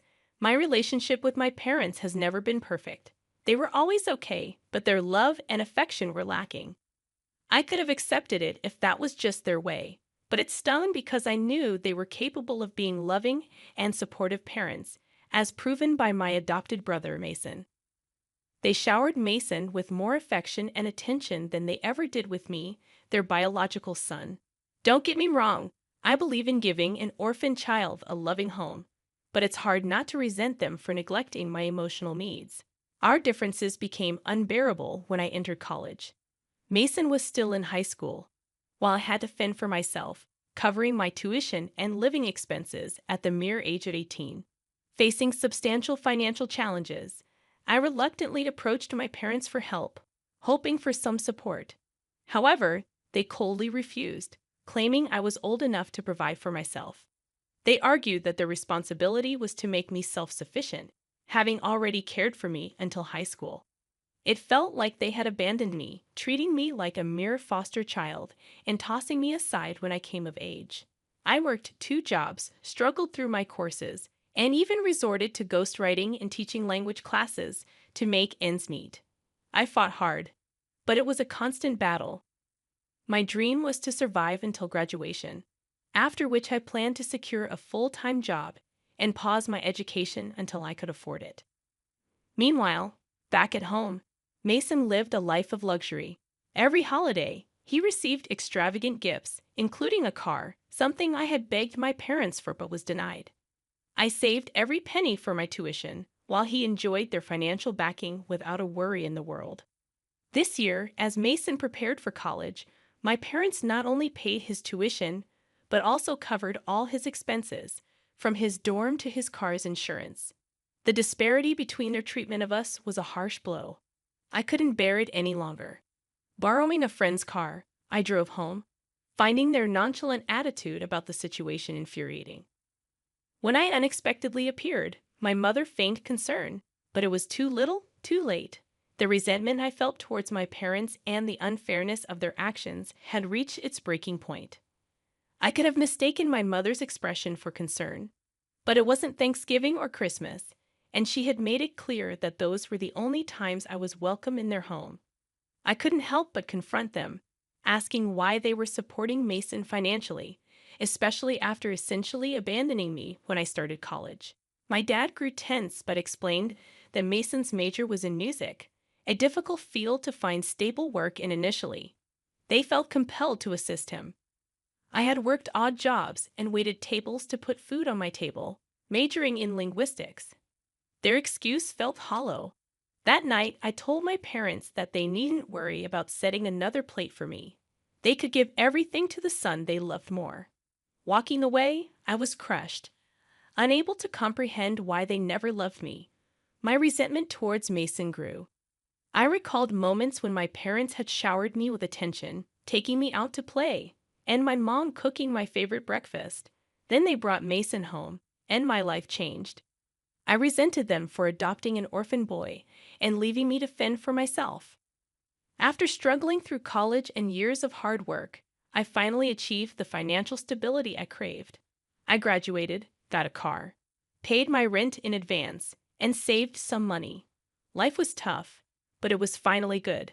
Karma was cruel, but it also had a way of balancing things out.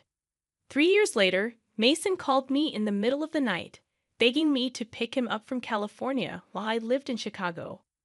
Reluctantly, I agreed, sensing fear and sickness in his voice. When I arrived, I found him in a pitiful state. Unkempt, soaked from the rain, and his eyes bloodshot.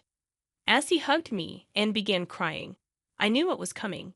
He was begging for money, despite my hatred for him.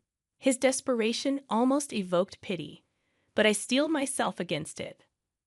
I asked him to explain his homeless situation, but all he did was plead for money, claiming he owed it to someone who would kill him if he didn't repay. I had neither the time nor the money for this, but he was still my brother. I couldn't just abandon him. We grew up together. I had known him since he was just 3 months old. Despite my frustration, I decided to take him to my place, hoping we could discuss his situation there. He fell asleep within 15 minutes of the drive. I ended up driving him to my parents' house. The journey took about 40 minutes from Chicago. I felt it was necessary for my parents to see the result of all the money they had poured into Mason. Perhaps it was a move of both concern and retribution, but deep down, I knew I was wrong too. Upon my arrival at my parents' house around 2 in the morning, I was nervous. The last time I had spoken to them was when I confronted them about their parenting. Since then, there had been silence. Even my mother, who lived less than an hour away, never bothered to visit or check on me. But now they could see the consequences of their choices.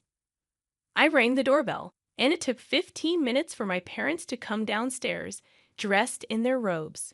They glanced at me, then at Mason, who was barely aware of his surroundings. Surprise flickered in their eyes, not for Mason's state, but for my unexpected presence. They were aware of Mason's struggles with drugs.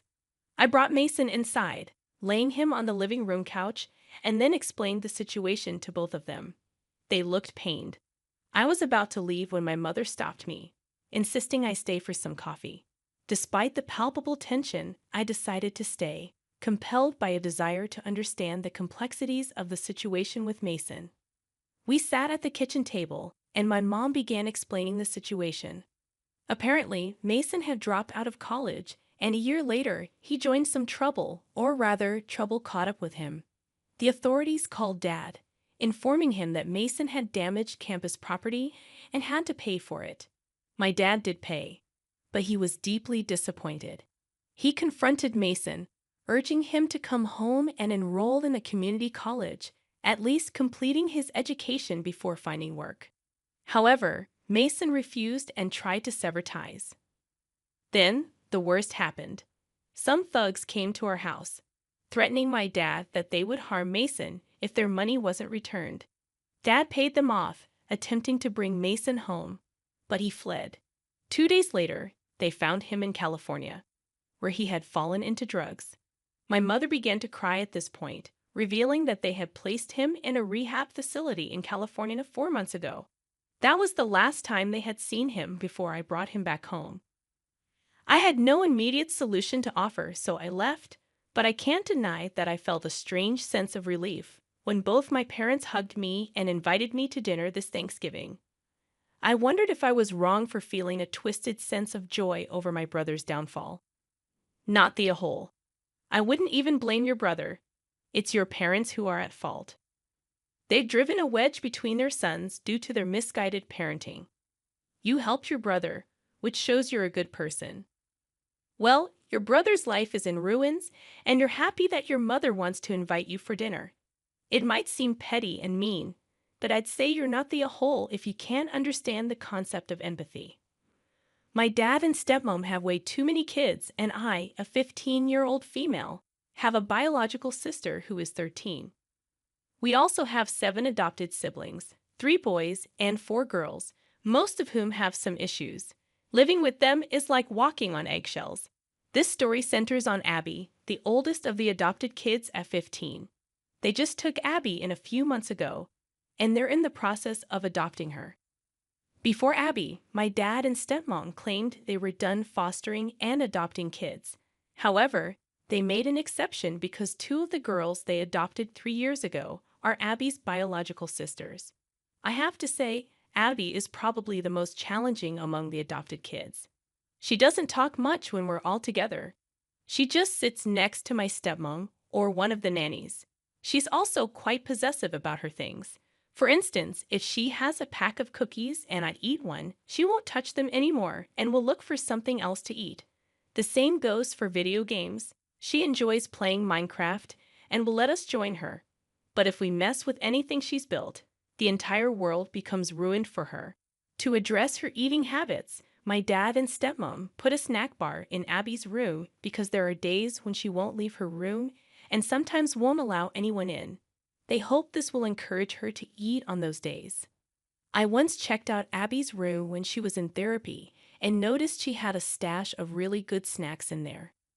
She's also a music enthusiast and owns a collection of headphones, including AirPods Pro, AirPods Max, 2 different kinds of Bose headphones, and another kind that I can't identify. Abby came with one of the Bose headphones, but the rest were gifts for my dad, stepmom, and their family. She's constantly obsessed with having her headphones on and ensures they're always charged. One day, Abby, my stepmom, and my sister were hanging out in my dad's room. I needed headphones but couldn't find mine, so I ventured into Abby's strictly off-limits room, an area accessible only to my stepmom and one of the nannies. I borrowed her AirPods Max and grabbed a fruit roll-up and a bag of cookies from her snack bar. I intended to charge the headphones and return them once I was done using them. When Abby discovered someone had been in her room, she threw a tantrum. It took my stepmom and the nanny the entire day to calm her down. They eventually found out I had entered her room and tried to reprimand me. I felt Abby was overreacting, and if anything, she should be the one facing consequences for her tantrum. In response, they attempted to ground me. Feeling unfairly treated, I called my mom and explained the situation. She came to pick me up to avoid my grounding due to Abby's outburst. Now, my dad is upset with me for breaking the rules and going to my mom to escape punishment. I wanted to know if I was in the wrong. I messed up. I was in the wrong. It's apparent now, Abby might be autistic or might have suffered from abuse in her past. There's a reason her room is off limits, a reason she acts the way she does. What's worse, it seems like she's never done anything to warrant such casual disregard for her boundaries. If I were your dad, I would insist you stay at your mom's until you're ready to apologize and accept your grounding. I would also extend the grounding for playing the card of going to your mom's to avoid punishment. You're the one at fault here. Foster kids, especially when new to a family, can be very difficult, struggling to adapt. That doesn't make you or her a bad person. However, what makes you wrong is going into her room, knowing it's off limits, stealing, not borrowing her things. You know she won't use things that others have used, and you went behind everyone's back to get what you wanted. Shifting gears, my mother passed away last year, and we're nearing the end of the legal process in just a few weeks. Over the past 6 months, my husband has been eyeing a range of things that, on a regular day, we definitely cannot afford. Normally, he'd have to use credit or save for weeks or even months. It's fine to wish for things or work towards treats, but he hasn't made an effort to save for these costly purchases. Instead, he's been pressuring me for updates on the legal process and asking how much longer it'll take. I've given him very little to no information because, at this point, things could still change significantly. Creditors might emerge, claiming money is owed, and so on. He's not the most responsible person with money. I've managed our finances full-time for the past 3 years because he has a history of sabotaging our financial goals and blowing our budgets. My plan is to use half of my inheritance to move our family into a house. I intend to save 40% to help my children in the future for their graduations, college, trips, or their first cars, and maintain a small emergency fund. This was something we couldn't do before because my husband kept giving money to his side of the family, depleting our accounts and leading us to homelessness 3 separate times. I understand the importance of helping family, but it's difficult for me to grasp the idea of allowing my 3 children and wife to become homeless just because an adult family member can't be responsible enough to pay their own bills or stay out of legal trouble. I fear waking up one day to find out that every cent of my inheritance has been spent behind my back. I would like to open an account in my name and proceed with the plan I mentioned earlier.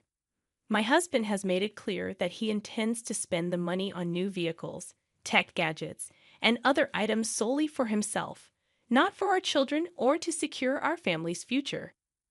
When I discuss investing or saving for our children's future, he dismisses it, claiming life is too short for such considerations. His response is that our children should work for what they want when they become adults, which seems contradictory given his recent actions.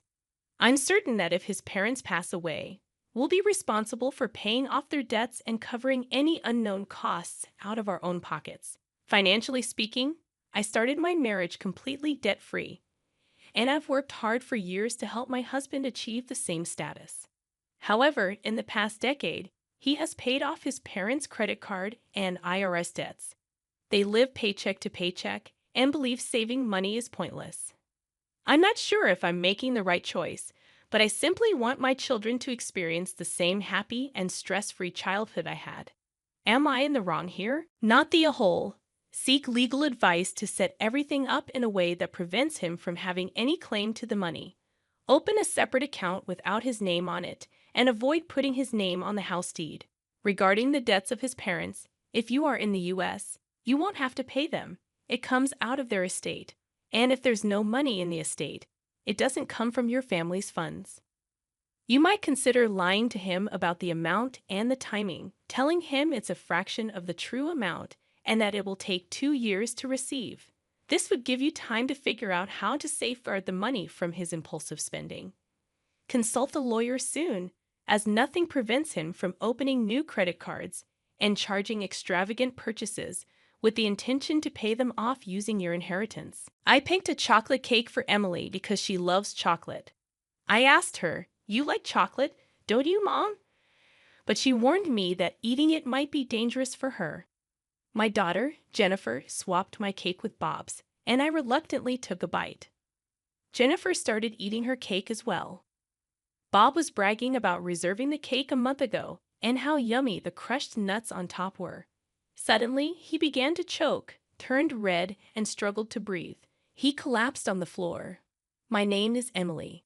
I'm 36 years old, and I work for a food inspection company. I live with my husband, who is 2 years older than me, and our 7-year-old daughter, Jennifer.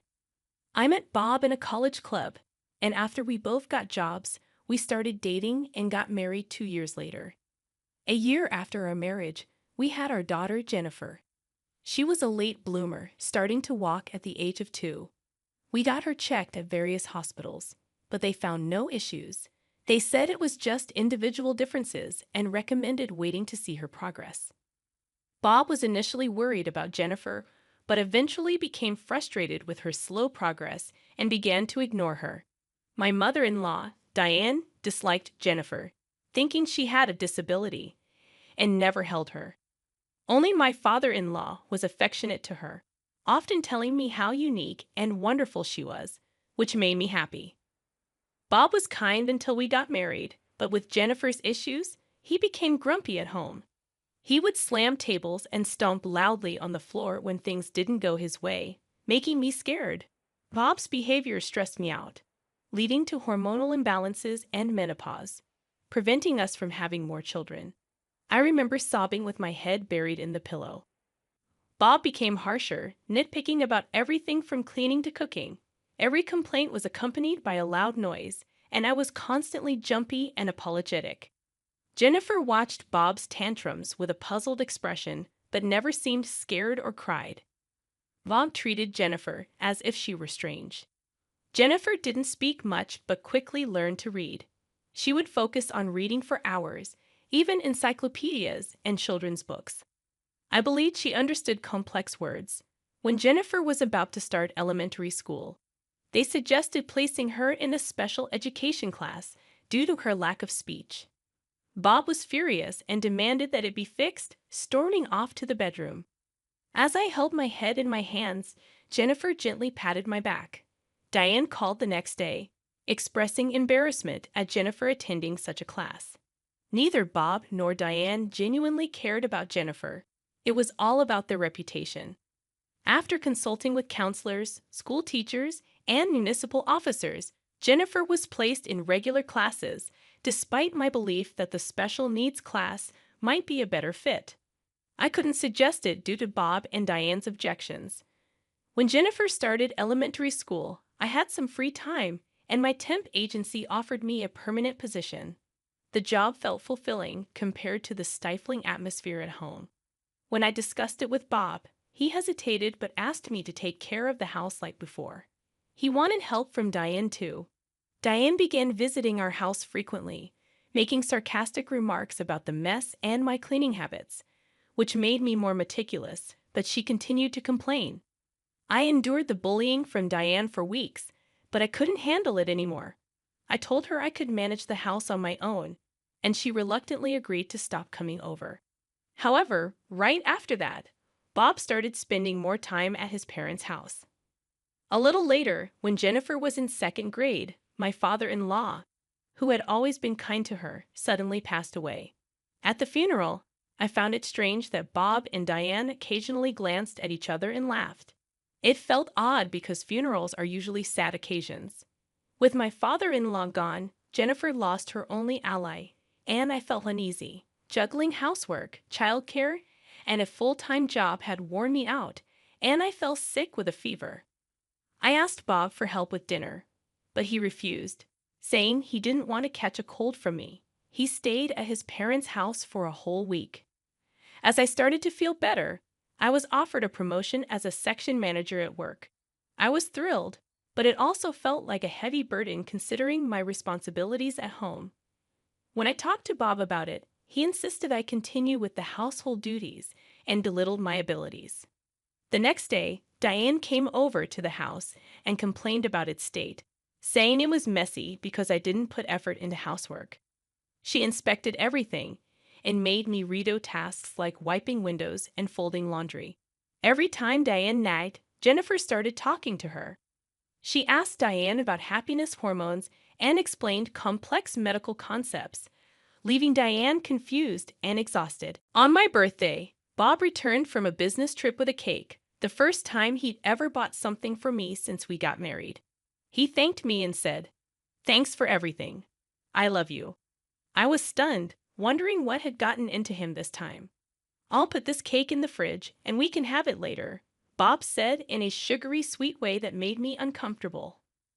Jennifer, seeming unhappy about something, took a bottle of water from the fridge, glanced at the cake, and went to her room. So Bob and I decided to eat dinner without her. During the meal, Bob gave me awkward compliments and said he'd help with housework from now on. Although I felt uneasy, I nodded to avoid upsetting him. After dinner, as I was cleaning up, Bob took the cake from the fridge and told me not to worry about it. He served the cake and brought it to the table, which I found a bit creepy. Bob got me a chocolate cake, knowing it was Emily's favorite because I liked chocolate. Feeling uncomfortable being alone with him, I decided to fetch Jennifer and went to her room. She was on my old computer, looking for something urgently. She warned me not to eat the cake, saying, "Trust me, Mom, don't eat it right now." Her desperation convinced me to trust her. Jennifer led me back to the dining room, but when I said we didn't have forks, Bob cheerfully went to get them. That's when Jennifer urgently whispered to me that I'd die if I ate the cake. She quickly switched our slices of cake, and Bob came back with forks, proudly talking about reserving the cake a month in advance and how good it was. Suddenly, Bob started choking, turned red, foamed at the mouth, and collapsed to the floor. It seemed like an allergic reaction. Both Bob and I had buckwheat allergies, but there shouldn't have been any buckwheat in the cake we were eating. Jennifer calmly told me to call 911 and handed me her phone. I followed her instructions and also hit Bob on the back as she told me to do. After I called 911, the ambulance came, and they took Bob to the hospital. He was out of danger after receiving treatment, but they kept him there for a few days as a precaution. I wondered how Jennifer knew something really bad was going to happen. After completing the hospital paperwork, Jennifer showed me a wrapper from buckwheat cookies she found in the trash. She explained that the cake Bob brought home had a half-peeled sticker, and she checked the trash, finding an unfamiliar wrapper online, discovering it contained buckwheat flour. I shuddered, thinking if it weren't for Jennifer, I might have eaten the cake and ended up in the hospital. I thought about calling the police, but Jennifer warned me that reporting it might make me a suspect. She went into Bob's study, searching for clues. She found a notebook detailing the plan, involving my father-in-law and Diane. The note mentioned my birthday, and it became clear they were plotting against me. I clenched the notebook, feeling a mix of anger and fear. Realizing their evil intentions, I vowed not to forgive Bob and Diane. Jennifer comforted me, promising to find evidence and protect me. Despite the lack of concrete proof, she was determined to expose them. Encouraged by her determination, I nodded, ready to fight back, and we both held onto each other's hands tightly. I was determined to protect myself and avenge my father-in-law for Jennifer and me. We planned to confront Bob and Diane. First, we had to lure them to our house. I asked Diane for Bob's favorite recipes, pretending I wanted to cook for him after his hospital stay. She came over, and while I learned the recipes, Jennifer checked her purse and found the buckwheat cookies. Next day, I took one cookie to work for a composition test, using my knowledge from my job at a food inspecting company. A few days later, Bob was discharged from the hospital. I told Diane I was preparing a special dinner for his discharge and asked her to bring Bob. While waiting, Jennifer and I prepared a table full of Bob's favorite dishes. When they arrived, Jennifer greeted them and led them to the table. Bob and Diane enjoyed the meal until they noticed something strange. They found seasoning on the table that matched the one mixed with the buckwheat cookies. They stopped eating, puzzled. I teased them about the seasoning, claiming my father-in-law had told me about it. I asked Jennifer to sprinkle it on their food, but they freaked out, saying it was unknown stuff. I calmly revealed that the seasoning was the same ingredient used in the cake and buckwheat cookies. I showed them documents proving the match and Bob's notebook detailing their sinister plan. They denied it at first, but when confronted with evidence, they confessed. Bob said my father-in-law was in their way, disapproving of their close relationship. To get rid of him, they mixed the cookies into the seasoning, causing his death. Their justifications were selfish, revealing their cruel intentions. I couldn't believe it when Bob and Diane admitted to trying the same dangerous plan on me as they did with my father-in-law. They said I was in their way because I also had a buckwheat allergy. I told them I was going to call the police and submit the evidence. Suddenly, Bob stood up, grabbed the copied notebook, crumpled it, and swallowed it. Diane, Jennifer, and I watched in shock. But Jennifer calmly revealed that it was just a copy, and the real notebook was elsewhere. She had secretly recorded their conversation from the start using a hidden voice recorder under the table. Bob realized their plan had failed, and Diane was furious. Jennifer and I were determined to protect me and bring them to justice. I started calling the police, and both Bob and Diane begged for forgiveness. Jennifer then explained how their plan had many mistakes and wouldn't have worked because Bob was too close to his mother. I covered Jennifer's mouth, and she agreed not to get involved with people like them anymore. When the police arrived, Bob and Diane cried and screamed, making it hard for the officers. The evidence, including the copied notes, the voice recording, and Bob's purchase history of buckwheat cookies, led to their conviction, including the matter with my father-in-law. After their arrest, I divorced Bob, and they lost their homes and income. I set up a memorial for my father-in-law. Jennifer also revealed an IQ test result, showing she had an IQ of 135, which is considered gifted. She transferred to a school for gifted children, where she felt comfortable studying what interested her. Living with Jennifer was joyful and fulfilling.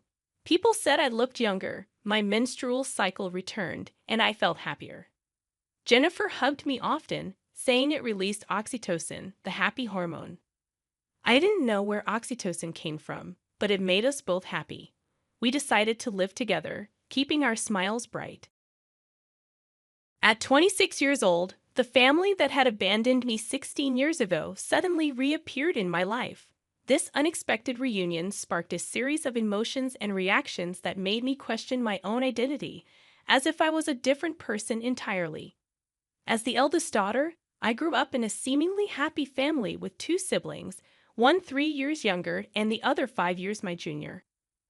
We shared typical family experiences, cooking meals together, watching movies, and playing games. We were close-knit until my father lost his job when I was 9.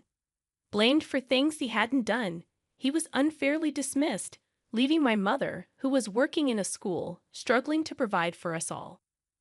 They decided it would be best if I lived with my grandparents until they were back on their feet. Initially, the idea seemed reasonable, and I embraced the change. That summer, I stayed at my grandparents' farm, caring for animals and enjoying the countryside. Little did I know, this temporary separation would turn into a lifelong ordeal. When school was set to resume, my parents assured me they were working on arranging a new home. I stayed a few extra days with my grandparents, waiting for their call. However, the promised days turned into weeks, and weeks into months. Every attempt to contact my parents was met with unanswered calls and empty promises. I grew frustrated and desperate for answers. I asked my grandparents if they knew anything, but they were as clueless as I was. Seeking help, I filed a missing persons report, but my grandparents dismissed it as mere drama, grounding me for my efforts. Feeling abandoned and betrayed, I pleaded with my grandparents to provide me with an education. They enrolled me in a local public school, but adjusting to the new environment took time.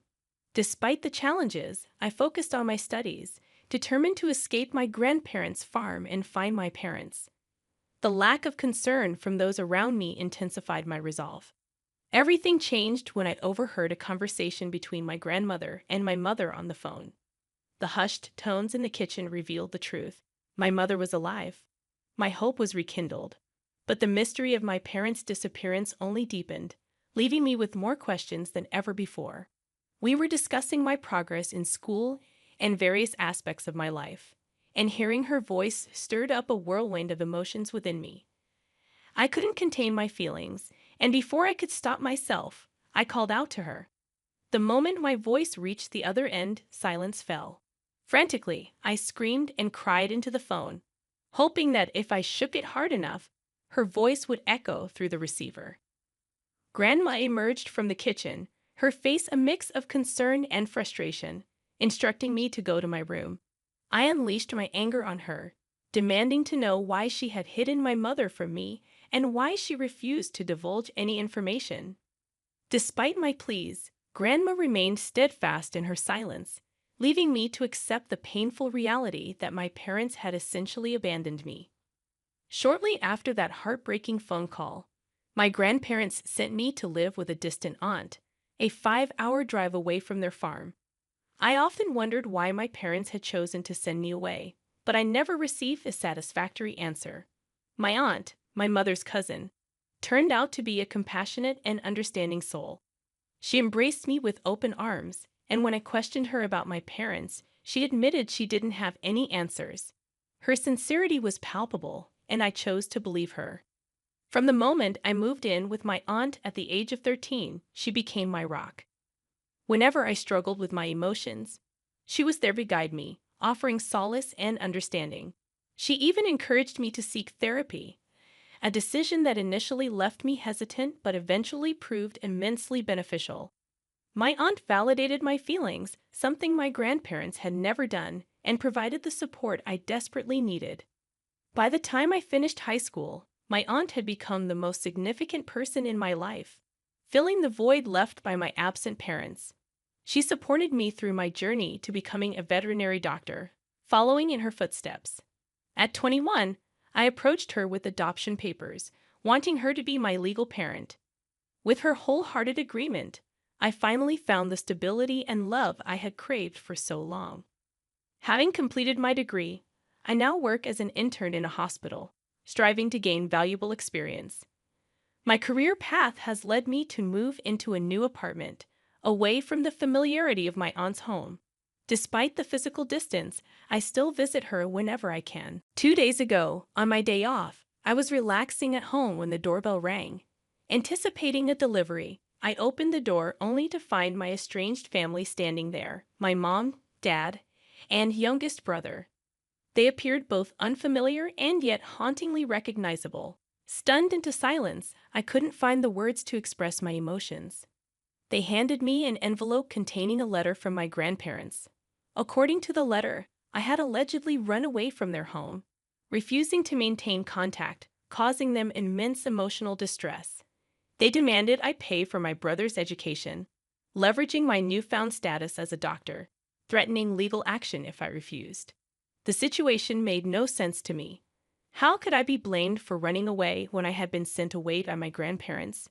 Why should I be financially responsible for my brother's education when I had no say in the matter? The demands felt unjust, leaving me bewildered and conflicted about how to respond. Why should I care about people who abandoned me for 16 years? With a head full of unanswered questions, I staunchly refused to help them, insisting they leave my premises. When they persisted, I called the cops. They claimed to be my parents, but I stood my ground, stating that legally, I was my aunt's daughter and provided her name. The authorities contacted her, and she confirmed my status, resulting in my family receiving a warning about trespassing and harassment. Since then, I've been bombarded with hurtful messages on social media from accounts owned by my family, labeling me as heartless. I confided in my aunt about everything, and although she understood my actions, she questioned whether I did the right thing. In the midst of this turmoil, my parents showed up at my workplace, causing a scene. Hospital security intervened, calling the police and escorting them off the premises. I couldn't fathom why my family, absent for so long, suddenly wanted to be a part of my life. The emotional toll weighed heavily on me. My therapist suggested talking to them, but I resisted. Eventually, I agreed to meet them in the presence of my aunt. Their explanation was disheartening. They sent me to my grandparents due to financial struggles, thinking it would be easier with one less mouth to feed. When circumstances improved, they couldn't afford to bring me back.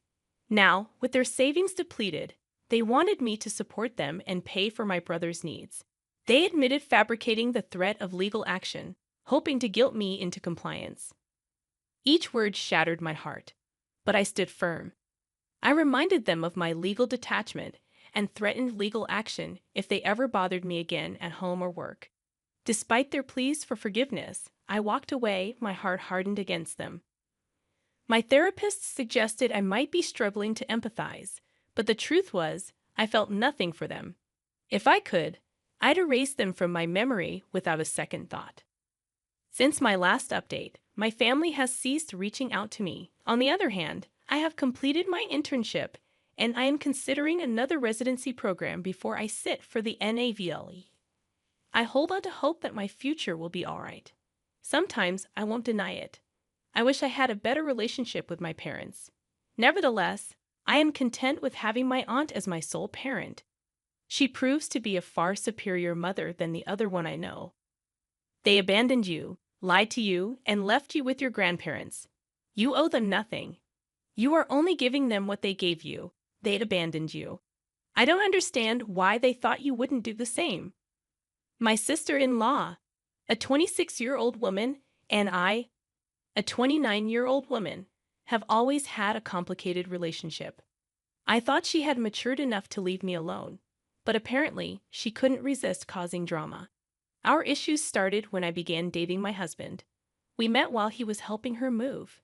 We struck up a conversation at a local bar and have been together ever since. Despite our happiness, my sister-in-law never liked me. She once told me her brother never gets serious with anyone, so I shouldn't get my hopes up.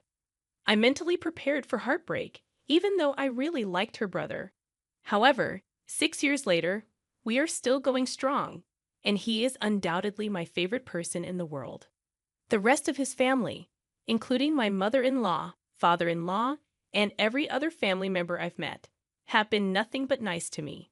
So it baffles me why my sister-in-law seems to hate me so much. 2 years ago, during our wedding, she created a huge fuss. I didn't want her as my bridesmaid due to her consistent cold and condescending behavior towards me. However, she threw a tantrum and tried to emotionally manipulate my husband against me.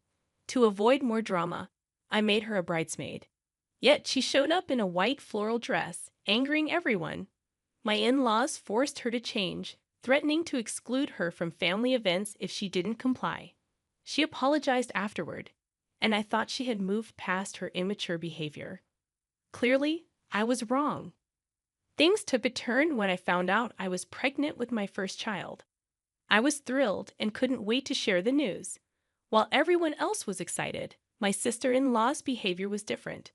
She didn't seem happy for us and consistently managed to make the moment about herself. During a family event, we announced our pregnancy, and she quickly diverted the conversation to her own experiences as a single mother, emphasizing how difficult it was for her to go through pregnancy alone and suggesting that I was lucky. As my due date approached, my sister-in-law offered to host a baby shower for me. Initially, I was grateful and excited about the celebration with my family and friends. However, my excitement turned to suspicion when she insisted on hosting the event at a venue 12,000 miles away from where we lived. She claimed it was a surprise, set up at a luxurious venue owned by her friend, and we wouldn't have to pay for anything. Despite her explanation, I couldn't shake the feeling that something was amiss. When I shared my concerns with my husband, he assured me that his sister was simply trying to do something special for us and that I might be overthinking it. He even rescheduled vital meetings so we could attend the supposed baby shower. We flew there with my parents, as my in-laws couldn't attend due to being out of the country. Upon arriving at the location, a lavish resort, I immediately sensed something was wrong. The decorations were pink and blue, but there were unfamiliar faces present. To my shock, there was another pregnant couple, and the woman was wearing the same white dress given to me by my sister-in-law. It became apparent that my sister-in-law had tricked us into attending her friend's baby shower, making me feel humiliated and overshadowed. Feeling utterly embarrassed and upset, I left the party in tears once I understood the situation. My husband confronted his sister, leading to her making excuses and attempting to deflect blame. He informed his parents, who were equally shocked and angry. In response to her behavior, they decided to cut her off financially. They had been supporting her financially for years, but after her actions, they withdrew their financial aid and decided she should fend for herself. They even warned her not to show up until she learned to act responsibly. Although my sister-in-law blames me for her misfortune, I maintain that I didn't ask my in-laws to take any action. This was entirely her own doing. While she tries to manipulate me, portraying herself as a single mom, I can't help but believe she deserves the consequences of her actions. Despite her attempts to guilt-trip me, I stand firm in my belief that she brought this upon herself. My sister-in-law is by no means destitute. She won't be left penniless with her son due to this situation. She just needs to adjust her lifestyle and figure out how to manage her boutique independently. Moreover, if my in-laws genuinely believed their grandchild was in jeopardy, they would step in. I'm confident they won't hold a grudge for long.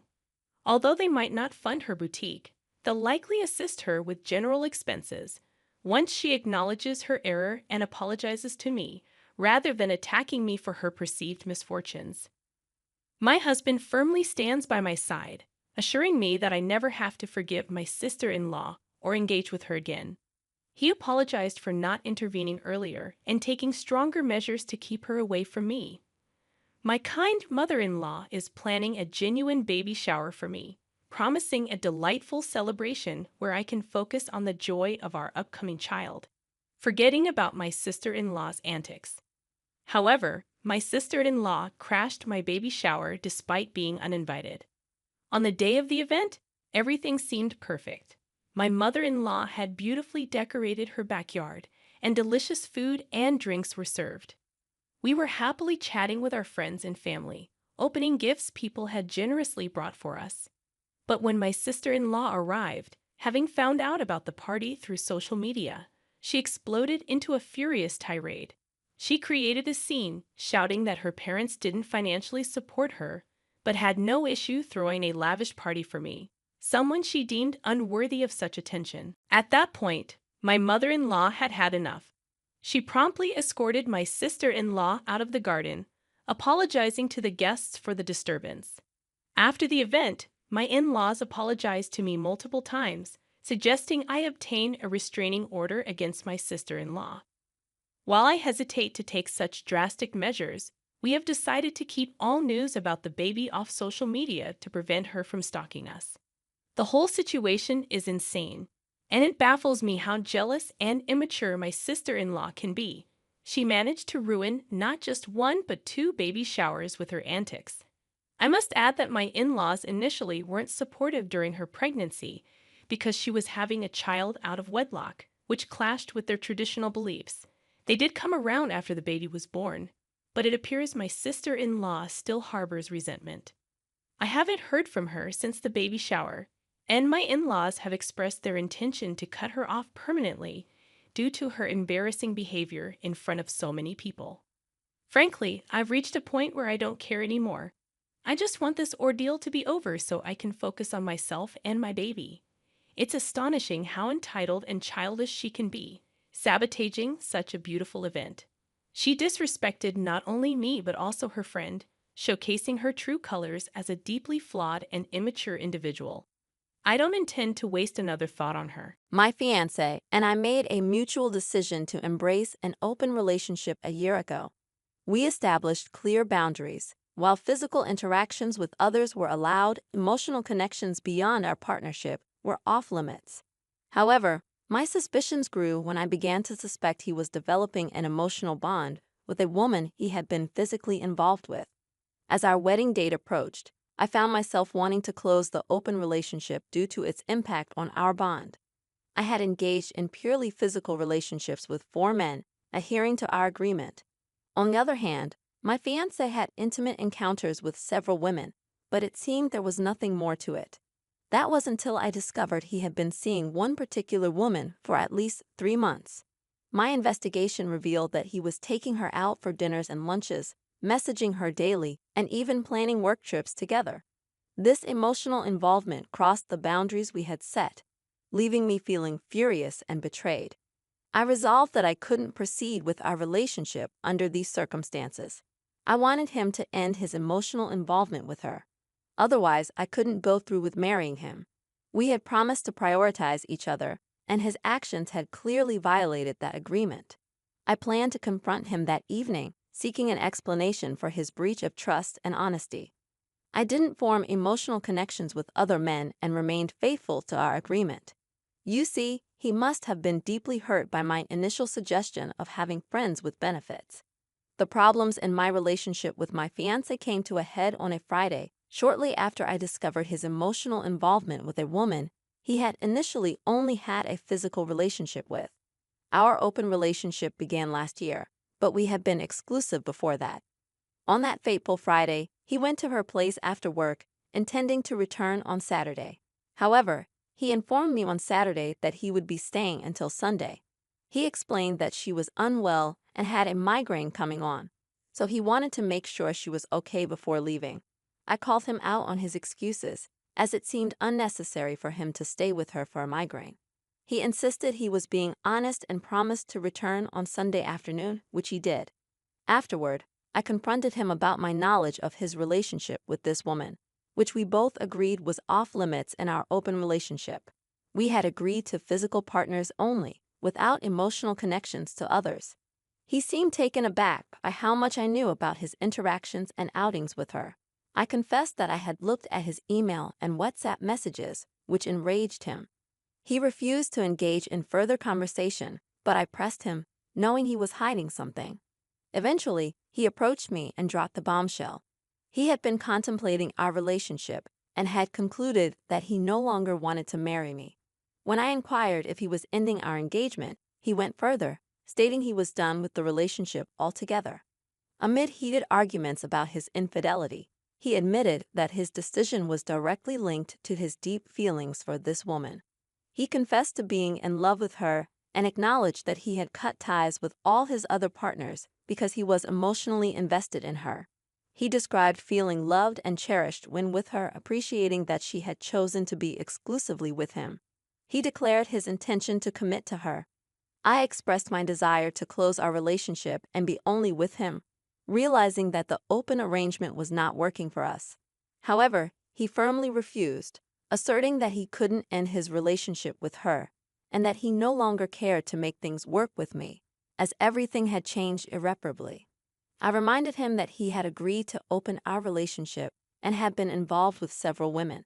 Yet, he was now holding me responsible for our mutual decision. He denied blaming anyone, expressing that he initially believed the open relationship would work out fine. However, over time, he found the experiences empty and felt pathetic engaging in casual encounters. He described the encounters as meaningless and admitted feeling terrible about it all. He stated his desire for complete commitment, expressing his preference for a more meaningful connection. He didn't offer an apology for emotionally cheating behind my back. When I pointed out that he was ending years of commitment and an engagement for a mere 3-month fling, he coldly insisted it wasn't just a fling. I couldn't believe his detached and indifferent demeanor. Although he didn't explicitly say it, he was seriously contemplating moving in with her after only 3 months. His words left me devastated and hollow. I am torn between waiting for him to realize he might be rushing into this new relationship and abruptly leaving our life and home together, or letting him go and seeing if he ever comes back to me. I feel too shocked and confused to react, spending the entire night awake, trying to comprehend what happens now. We were supposed to get married later this year, and the thought of canceling our plans and telling everyone it's off is unbearable. My mind is overwhelmed, and I am struggling to cope. As for whether I should inform the other woman about his engagement, I'm unsure if she is aware of it. Reading the comments, I am left feeling like I am the one who played a game and ended up with a heart-wrenching prize. The situation has turned, and he has closed the door that we once opened, leaving me standing on the other side in disbelief. How does it make you feel to picture him taking this woman out for a romantic candlelit meal, filled with sweet, tender moments? Does it churn your stomach and shatter your heart? The truth is, when you hinted that he wasn't enough for you by suggesting sleeping with other guys, you made him feel inadequate. From a purely rational perspective, he thought he was better off finding someone else than staying with you. After all, you implied there was someone specific you wanted to be with, even if you didn't explicitly say it. I know it might not be the most ethical path, but in his eyes, it seemed like the right thing to do, especially since you had experience with open relationships in the past. Furthermore, despite your claim of no emotional attachments outside your relationship, you were never emotionally available for him. So he found someone else, someone who, in his own words, made him the sole focus of her affection. You can't salvage this, nor should you try. Your selfishness and neglect pushed him away, and while he's not blameless, he's far less at fault than you. Let him go and find happiness. Don't bother contacting the other woman because she's evidently closer to him than you are now. I agree with all of this. Despite OP's attempts to justify herself, she fails to grasp the gravity of her actions. The relationship was opened up as a last resort when things were falling apart. His self-worth deteriorated, and this was never communicated properly. It's clear he was deeply hurt. Frankly, it doesn't seem like OP has the choice to close the relationship anymore, considering how oblivious she appears to be. I can't help but wonder if this is some April Fool's Day prank, because the situation seems almost too absurd to be real. If it isn't a joke, it's downright creepy to think someone like OP exists out there. I'm sorry for your situation, but belittling others won't change the reality. Now for the next story. I, a 20-year-old female, pushed my 19-year-old male boyfriend into an open relationship, and now I fear he's going to leave me. The title pretty much sums it up. We've been dating for almost 3 years, starting back in high school. Our intimate life used to be amazing, but recently it lost its spark. My best friend at the time suggested that the only way to fix the relationship was by opening it up. So I sat down with my boyfriend and explained what an open relationship entailed. I was genuinely excited about this new experience, but my boyfriend was initially hesitant. It took a week of convincing and explaining the pros and cons for him to agree. It was clear that he had reservations, as he believed it would permanently alter our relationship. Despite his reluctance, we opened up our relationship, and a few months passed. During this time, I engaged in a physical relationship with one of my coworkers, devoid of any emotional attachments. It was enjoyable, but I began to miss being intimate with my boyfriend and yearned to return to monogamy. However, my world was turned upside down when I discovered that my boyfriend was sleeping with far more people than I was. What hurt even more was that many of these individuals were from our high school, and the ultimate betrayal was that he had fallen in love with the concept of an open relationship while I wanted to revert to monogamy. I felt betrayed and conflicted about how things had unfolded. As for the top advice, well, it seemed like my plan had backfired. I recognized that but desperately wanted to return to monogamy, even though my boyfriend was enjoying the open relationship concept. The phrase, play stupid games, win stupid prizes, resonated with my situation. Others pointed out that I wasn't betrayed. I had pushed for this arrangement. Now that it seemed to be working for my boyfriend, I couldn't suddenly ask to close it. I was told I might have to live with the consequences of my actions or risk the relationship collapsing. My friend's advice had been misguided, and there were better ways to address relationship issues than taking such a drastic step. Ultimately, I was advised that I couldn't put the genie back in the bottle.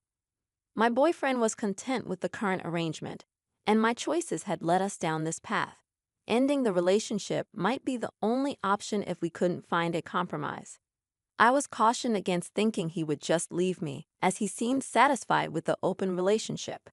Now, everything seems to be going well on the surface, despite how I'm truly feeling.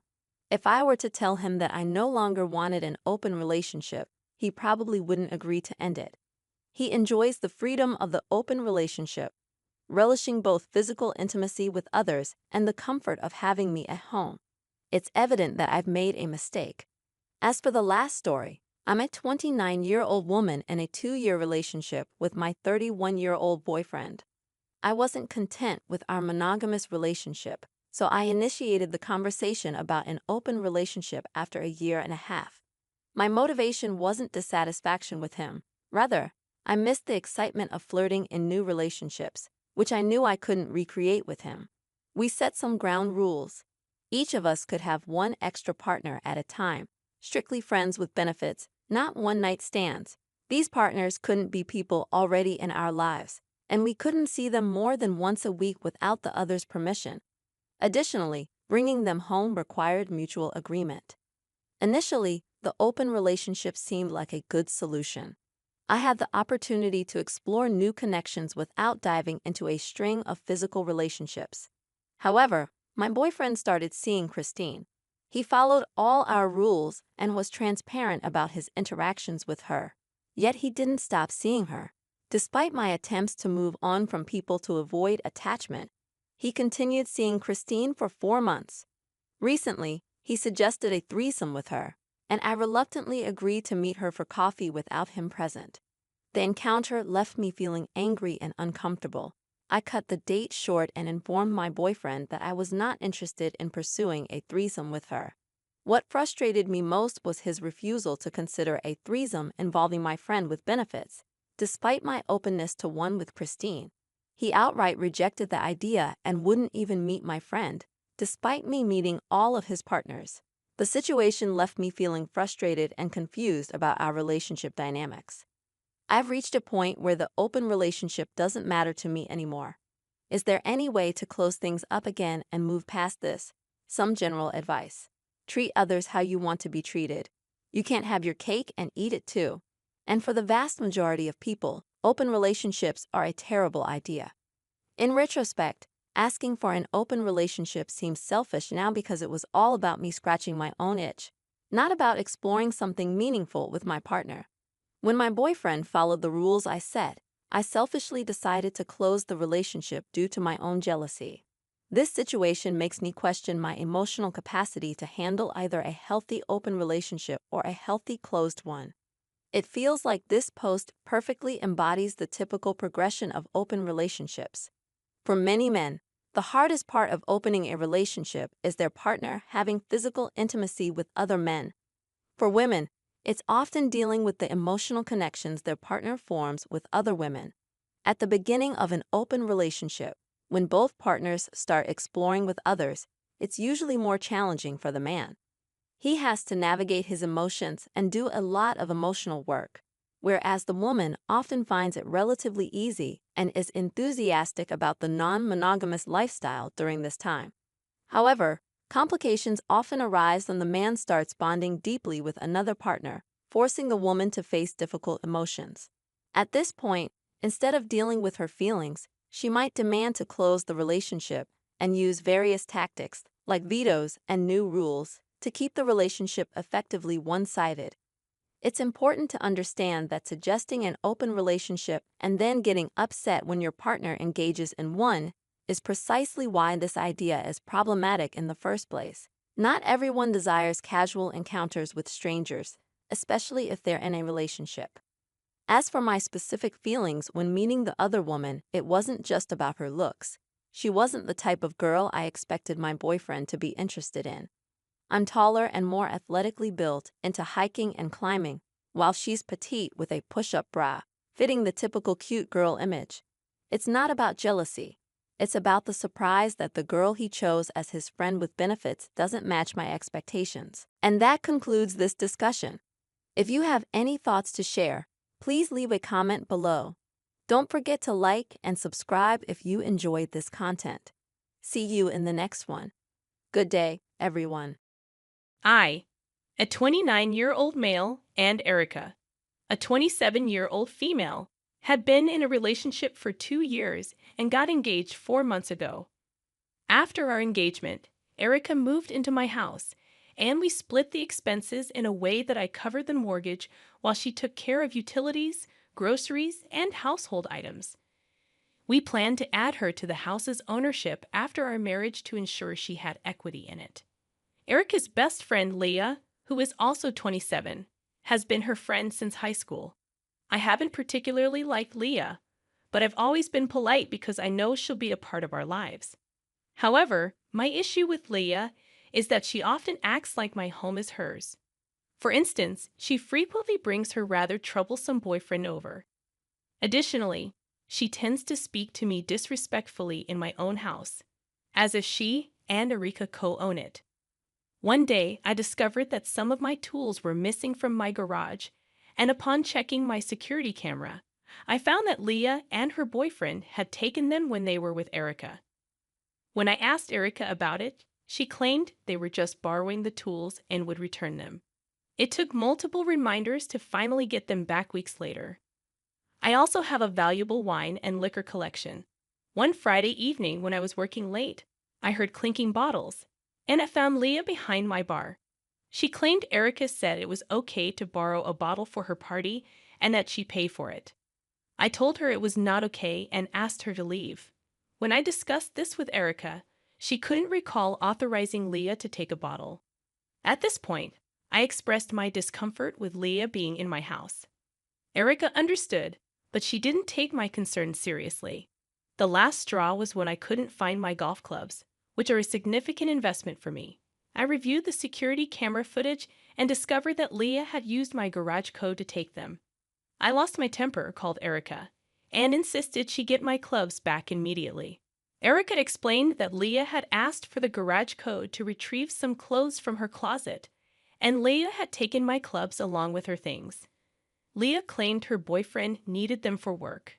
I eventually got my clubs back after almost 4 days, and they were dirty.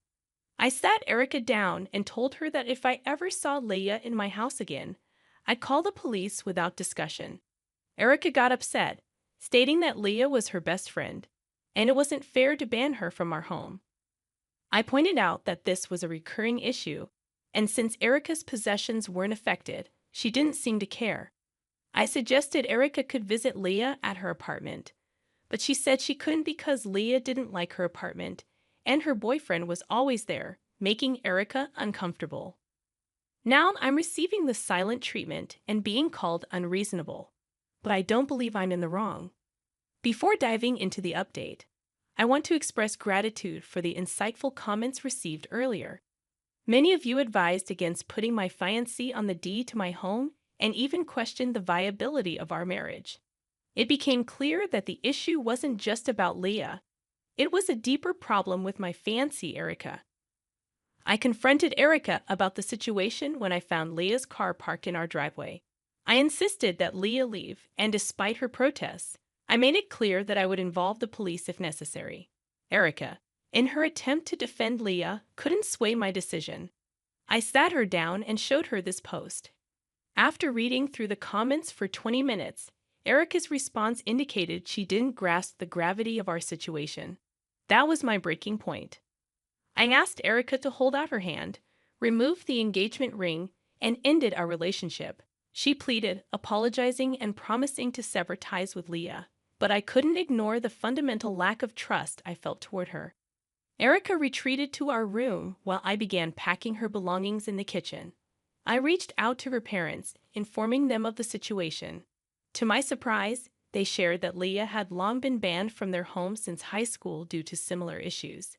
They expressed their anger and disappointment and agreed to come this weekend to collect Erica and her belongings. The weight lifted off my shoulders is immense, and I can't help but feel a sense of relief and resolution. Realizing the depth of my situation became possible because of this post. I sincerely thank each and every one of you.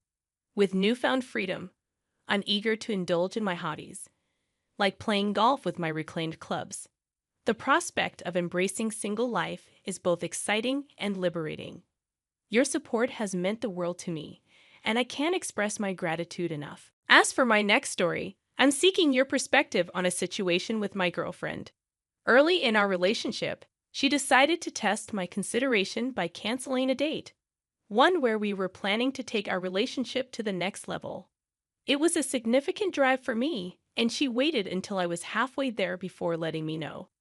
Despite her claims of feeling unwell, her timing seemed to deliberate, testing my reaction. I'd offered my understanding and even suggested visiting her to help, but she declined. She later explained that this test was pivotal for our relationship, emphasizing my consideration. However, I can't shake my frustration. I feel she lacked consideration for my time and effort, seemingly inconveniencing me intentionally. When I confronted her about this, she half-heartedly apologized, downplayed the situation, and dismissed my feelings. We ended up arguing, leaving me feeling like an insensitive jerk for getting upset over what seems like a small issue. The fact that she lacks remorse and even makes me feel guilty for being rightfully upset is troubling. It feels like a manipulative and gaslighting tactic, raising several red flags about her behavior. Your insights are invaluable, and I'm struggling to navigate this situation. I've come to realize that you're absolutely right. I seem to be dating another version of my ex. It's disheartening when the person who should be administering the relationship test fails so miserably at it themselves. What's even worse is their inability to consider the possibility that the other person might be dissatisfied with their behavior. She should have kept her little test to herself. Your conduct on that day was appropriate and considerate. Kudos to you for handling it well. Now, moving forward, you might find yourself questioning every situation, wondering if it's a test. And frankly, it might be. It's crucial to have a discussion about this. It's not a minor issue to be upset about. Your concerns are valid, and addressing them is essential. As for the next story, titled, Am I the A-hole for buying a door for my son behind my husband's back? I must say your husband's behavior is incredibly controlling and frankly scary. It's deeply concerning that he believes your son shouldn't have a door to his room until he's 18, essentially denying him any privacy. I understand your perspective. Teens deserve some freedom and privacy within reason. It's not just about personal space, it's also a matter of safety. Without a proper door, your son is at risk in case of emergencies like a fire. If a fire were to break out, he would have no barrier to prevent smoke and flames from entering his room, putting his safety in jeopardy. Your decision to provide him with a door is not only about granting him privacy, but also ensuring his safety. While your husband may see it as a challenge to his authority, your son's well-being should take precedence. It's unfortunate that your husband reacted this way, but your intentions were rooted in your son's safety and comfort. Navigating this situation may require a difficult conversation, but your concern for your son's safety and privacy is completely valid.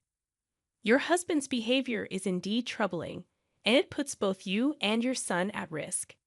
It's disheartening to see the kind of man he has turned out to be. I urge you to prioritize finding a safe and secure living arrangement for you and your son. I have genuine concerns that his mistreatment may escalate if you continue to stand up for your rights, especially with your recent act of giving your son a door. I genuinely worry that staying in a home with a potentially violent person is not a safe option. Nobody should have to endure such a situation. It's evident that your husband made the unilateral decision to deny your son a door without considering your input. By now, you've shown him what it feels like to have one, and he clearly dislikes it. The question I have is why you've stayed in this situation for so long, enduring a man who treats your son in this manner. The notion that a man automatically holds authority and dominion over his household as the ultimate ruler is unjust and outdated. While you're not the a-hole for getting your son a door, it's essential to recognize that this may be an ongoing battle throughout his teenage years. If the situation doesn't change, it's unlikely he'll return once he turns 18. There are larger issues at play here than just the door, and maltreatment of your son is a severe concern. It's clear that your husband's difficult upbringing doesn't excuse his mistreatment of your son. It's worth noting that you had your son when you were 21 and your husband was 32, making it all the more important to ensure a safe and supportive environment for your child's well-being. The age gap between you and your husband, combined with his consistent attempts to suppress your voice and punish both you and your son for questioning his authority, is deeply concerning. The fact that you feel compelled to resort to secretive actions to advocate for your child's well-being raises alarming red flags. I fear that your husband might harbor an unhealthy, authoritarian mindset about the role of the head of the household. Regardless of his upbringing or religious beliefs, there is no justification for his controlling behavior. It's crucial for you to consider whether the current status quo aligns with what you genuinely want for yourself and your child. Music. In the last story, the question arises: am I the a-hole for canceling a vacation with my fiancé and taking my daughter on a vacation instead? My daughter, Maya, who is 16, struggles with severe anxiety. Despite being in therapy and medication, there are certain areas, particularly school-related matters, where we need to tread lightly due to her condition. My policy has always been that as long as she tries her best and passes, I am content. My fiancé, however, has been pressuring Maya to work harder and achieve better grades, suggesting she aim for straight A's to get into a good college. I've consistently shut down these demands, stating that her current grades are suitable for her plans to attend community college and then transfer to a local state school. Here's the issue. My fiancé made a secret deal with Maya behind my back. He promised her a trip to Disneyland if she managed to achieve straight A's this semester, withholding it if she received a B. Maya, eager to experience Disneyland, kept this pact hidden from me. Over time, I noticed her growing stress, attributing it to the challenges of her junior year. However, last week, she finally broke down, revealing the deal she had made with my fiancé. I was furious upon learning this. Seeing the toll it had taken on her, I canceled the hotel reservation for the ski trip my fiancé, Maya, and I were planning. Instead, I booked a last-minute trip for Maya and me to Disneyland and Universal Studios this week. Maya has been in a fragile state, experiencing panic attacks and stress-induced sickness, so I prioritized her well-being over the initially planned vacation. Maya truly deserves this trip after all her hard work this year. However, my fiancé is expecting me to cover half of the cancellation fees and activities that can be refunded. We got into a heated argument, and we're currently not speaking. Deep down, I know this relationship is over, but I wanted to confirm if I was in the wrong here. I understand what he might have intended to do, but this was clearly not the way. He undid all the progress Maya achieved through therapy and ended up hurting her more than helping her. Besides, what does he expect her to do if she gets into a good school? Stress her even more with a demanding university environment? It's all messed up. I appreciate your support for my decision to stand up for my daughter. I'm looking forward to enjoying this trip with her and having a wonderful mother-daughter experience. Regarding her education, I agree that starting at a community college for 2 years is a smart and more supportive approach, especially considering her struggles with anxiety, which she is still working to control. Your point about my fiancé manipulating my daughter and convincing her to keep secrets from me is alarming. His actions endangered her mental and physical health, all for his misguided belief in what he thinks is the only path to success.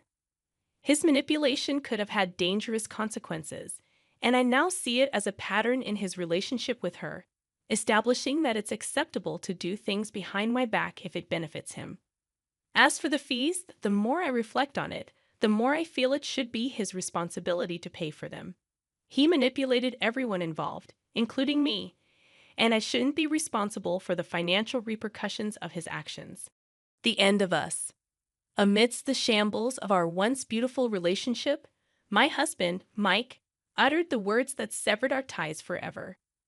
"I think we should get a divorce," he said, his voice laced with finality.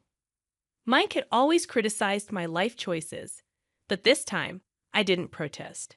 Deep down, I knew the real reason behind his decision. As I signed the divorce papers, I handed them over to Mike. His confusion was evident. He expected resistance, a fight, but I had none left in me. "I won't contest the divorce," I said, surprising him with my calm acceptance. "I hope you find the help you need in this world."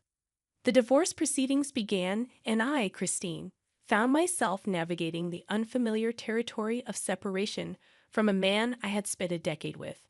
Mike, the CEO of a real estate company, had gradually become a stranger in our home. The cracks in our relationship had surfaced 6 months ago. Mike's growing business commitments meant he was rarely at home. The man who once cherished our time together was now perpetually absent. Weekends, once reserved for family, turned into solitary moments for me. Childless and feeling increasingly isolated, I questioned my worth as a wife. I wondered if Mike's absence was a reflection of my inability to bear children. Our intimacy dwindled, and I found myself desperately seeking his attention. One evening, I confronted him during one of his horse racing sessions, hoping to salvage what was left of us. But he dismissed me with callous indifference, absorbed in his gambling pursuits.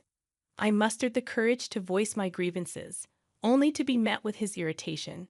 His harsh words cut deep, unraveling the love we had once shared. The man who had once treated me like a princess had transformed into a stranger, indifferent to my pain. In that moment, my suppressed emotions erupted like a volcano. I shouted back, my voice laced with hurt and betrayal.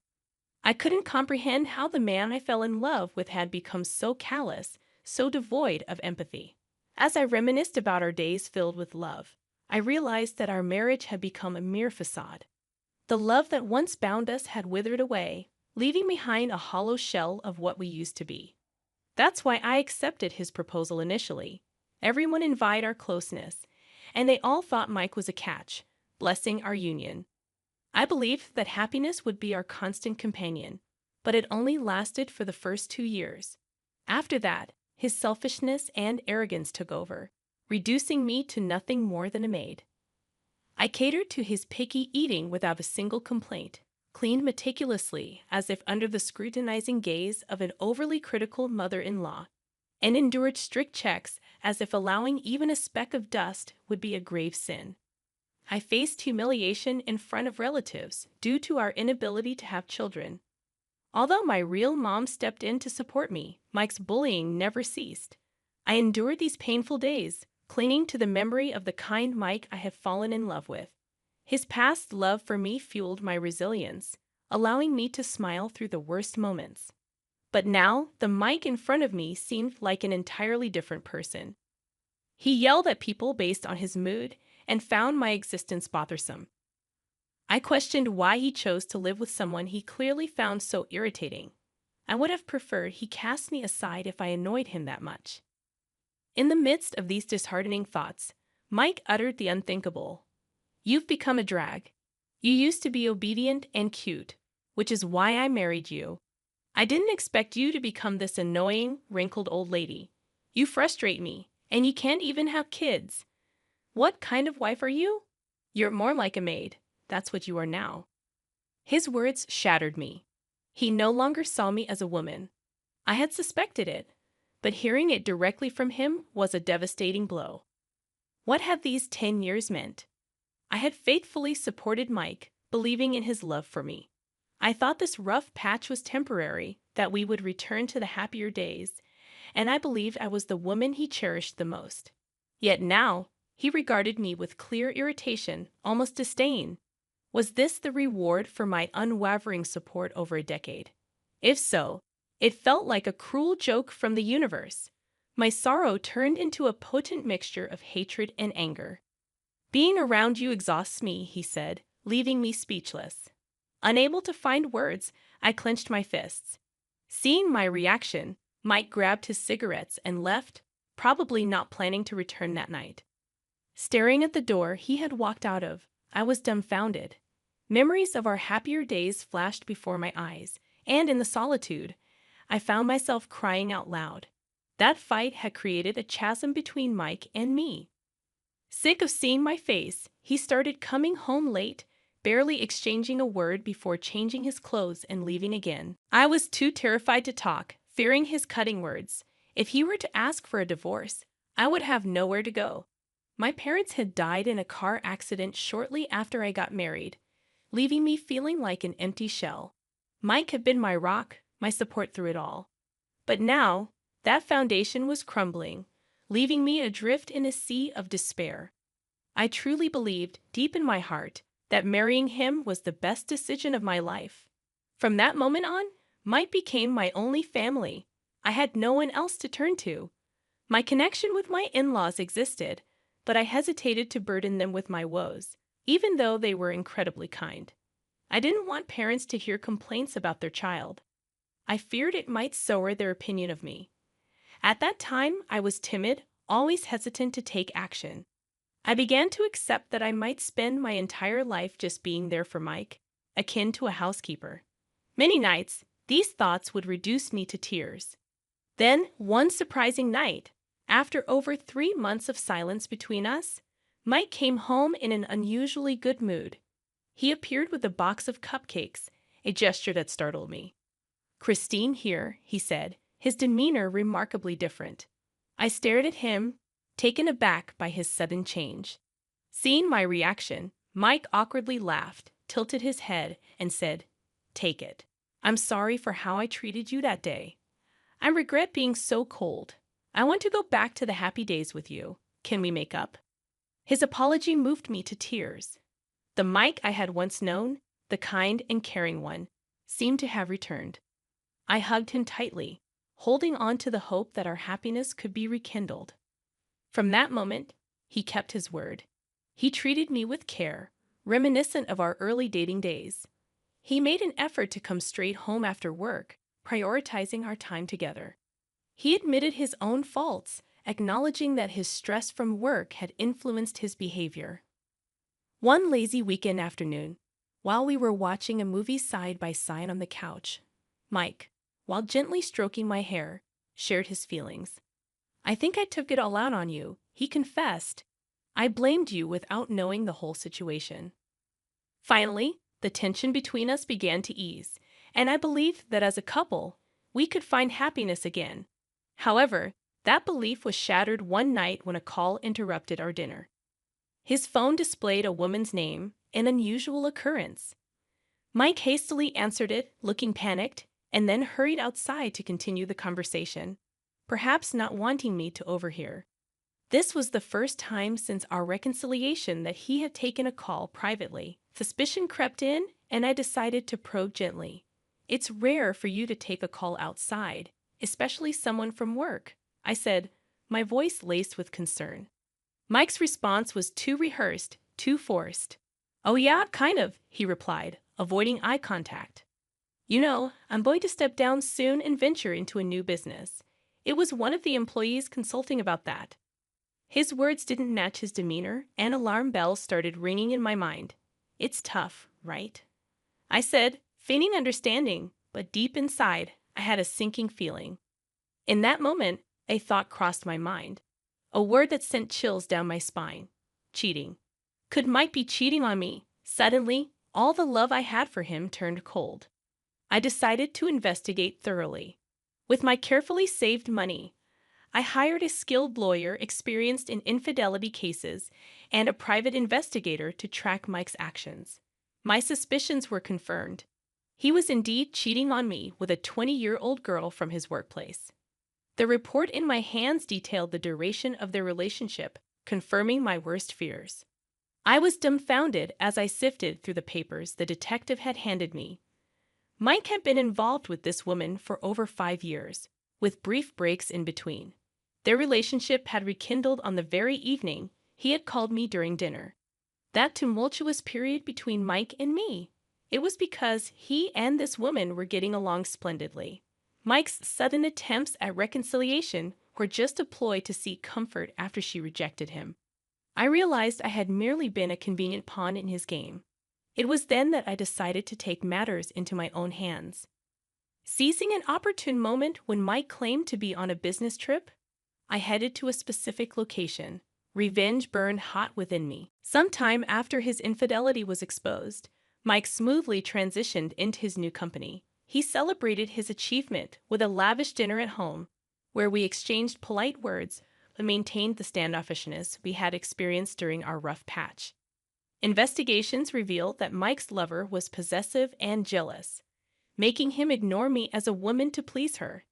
He deliberately created an atmosphere of hostility, treating me like a punching bag when he was frustrated. She exploited my absence on social media and spilled their secrets online, inadvertently giving away their thoughts. With this evidence, I was armed for the confrontation.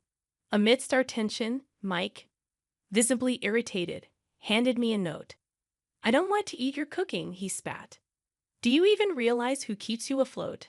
I wasn't giving you money every month for you to waste it like this." His fury didn't faze me. As I glanced down at the paper, the word divorce leaped out at me.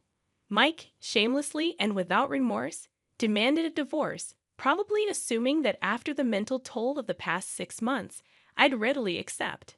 Though I saw through his motives, I chose silence. "Fine, there we go," I said, my smile masking my determination.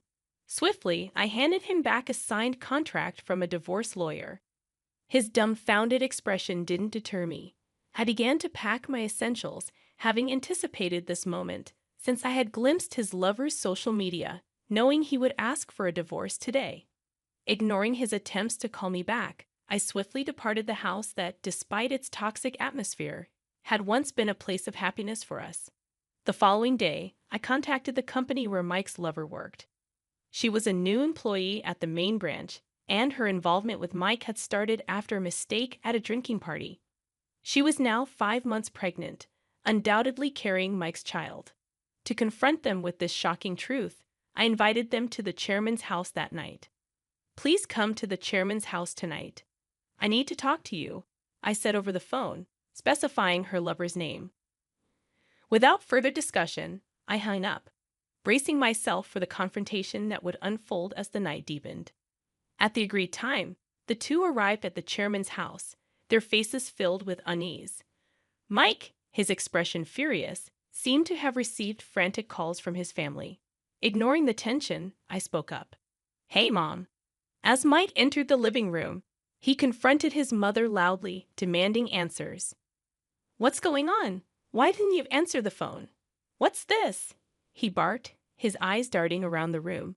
Both he and his lover froze, visibly shaken, at the strange scene before them. "Don't you get it by looking? I thought we'd all have a nice dinner together. I invited some of your relatives, the representatives of the Smith family," I said calmly. They were sipping whiskey, waiting for their return. "Ah, Mike, it's been a while. We've heard you have something to tell us. That lady over there seems to be pregnant, isn't she?" one of the confused relatives asked. But since the situation was unknown to them, they expressed their bewilderment.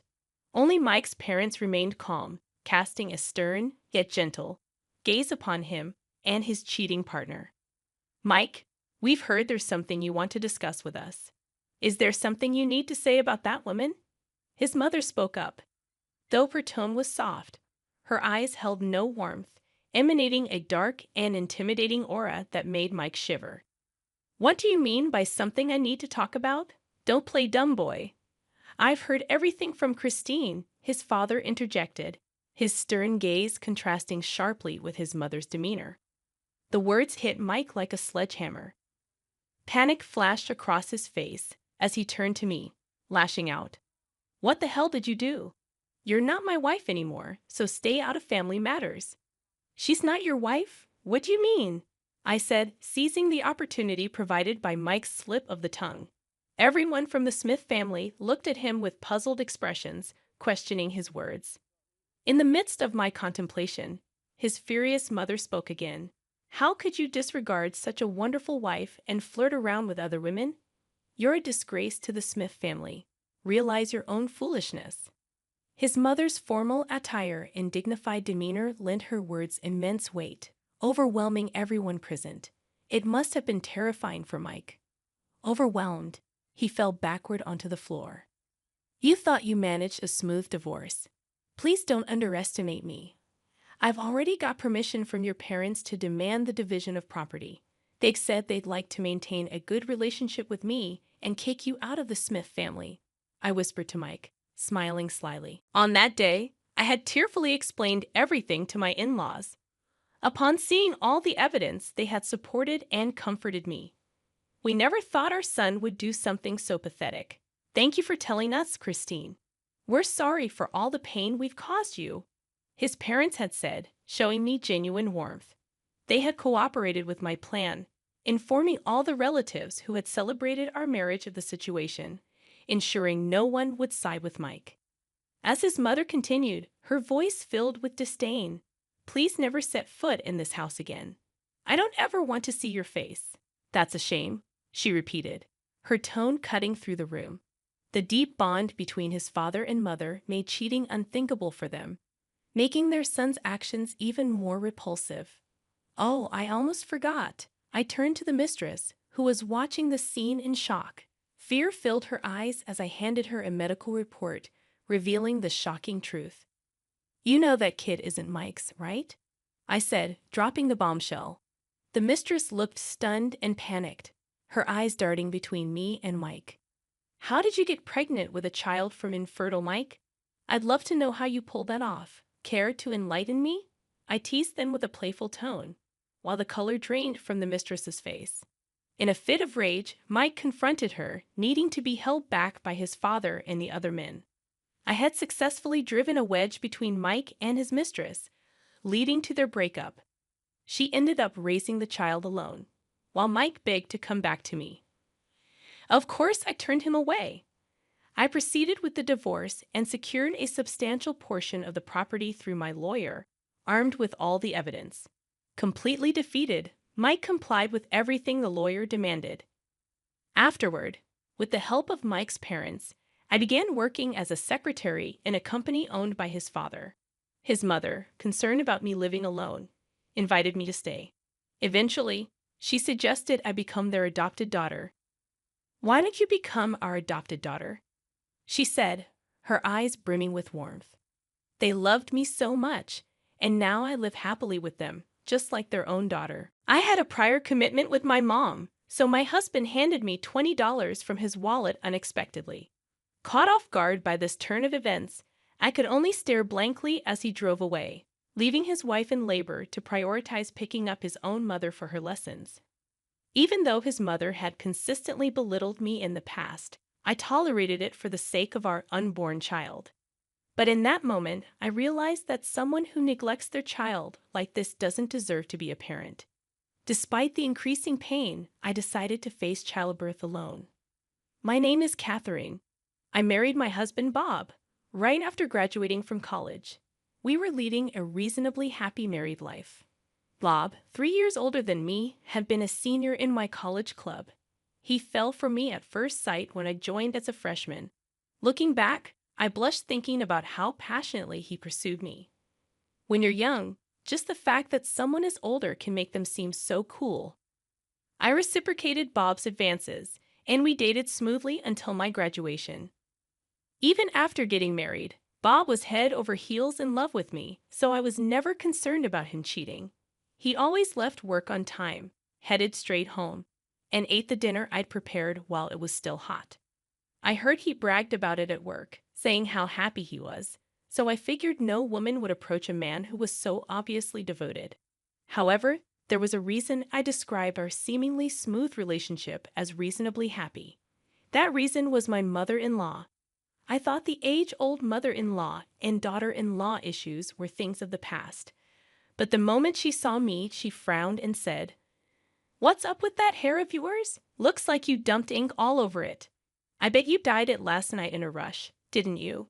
Trying to look pure and innocent? It's embarrassing. Can you leave my son here and just go back home?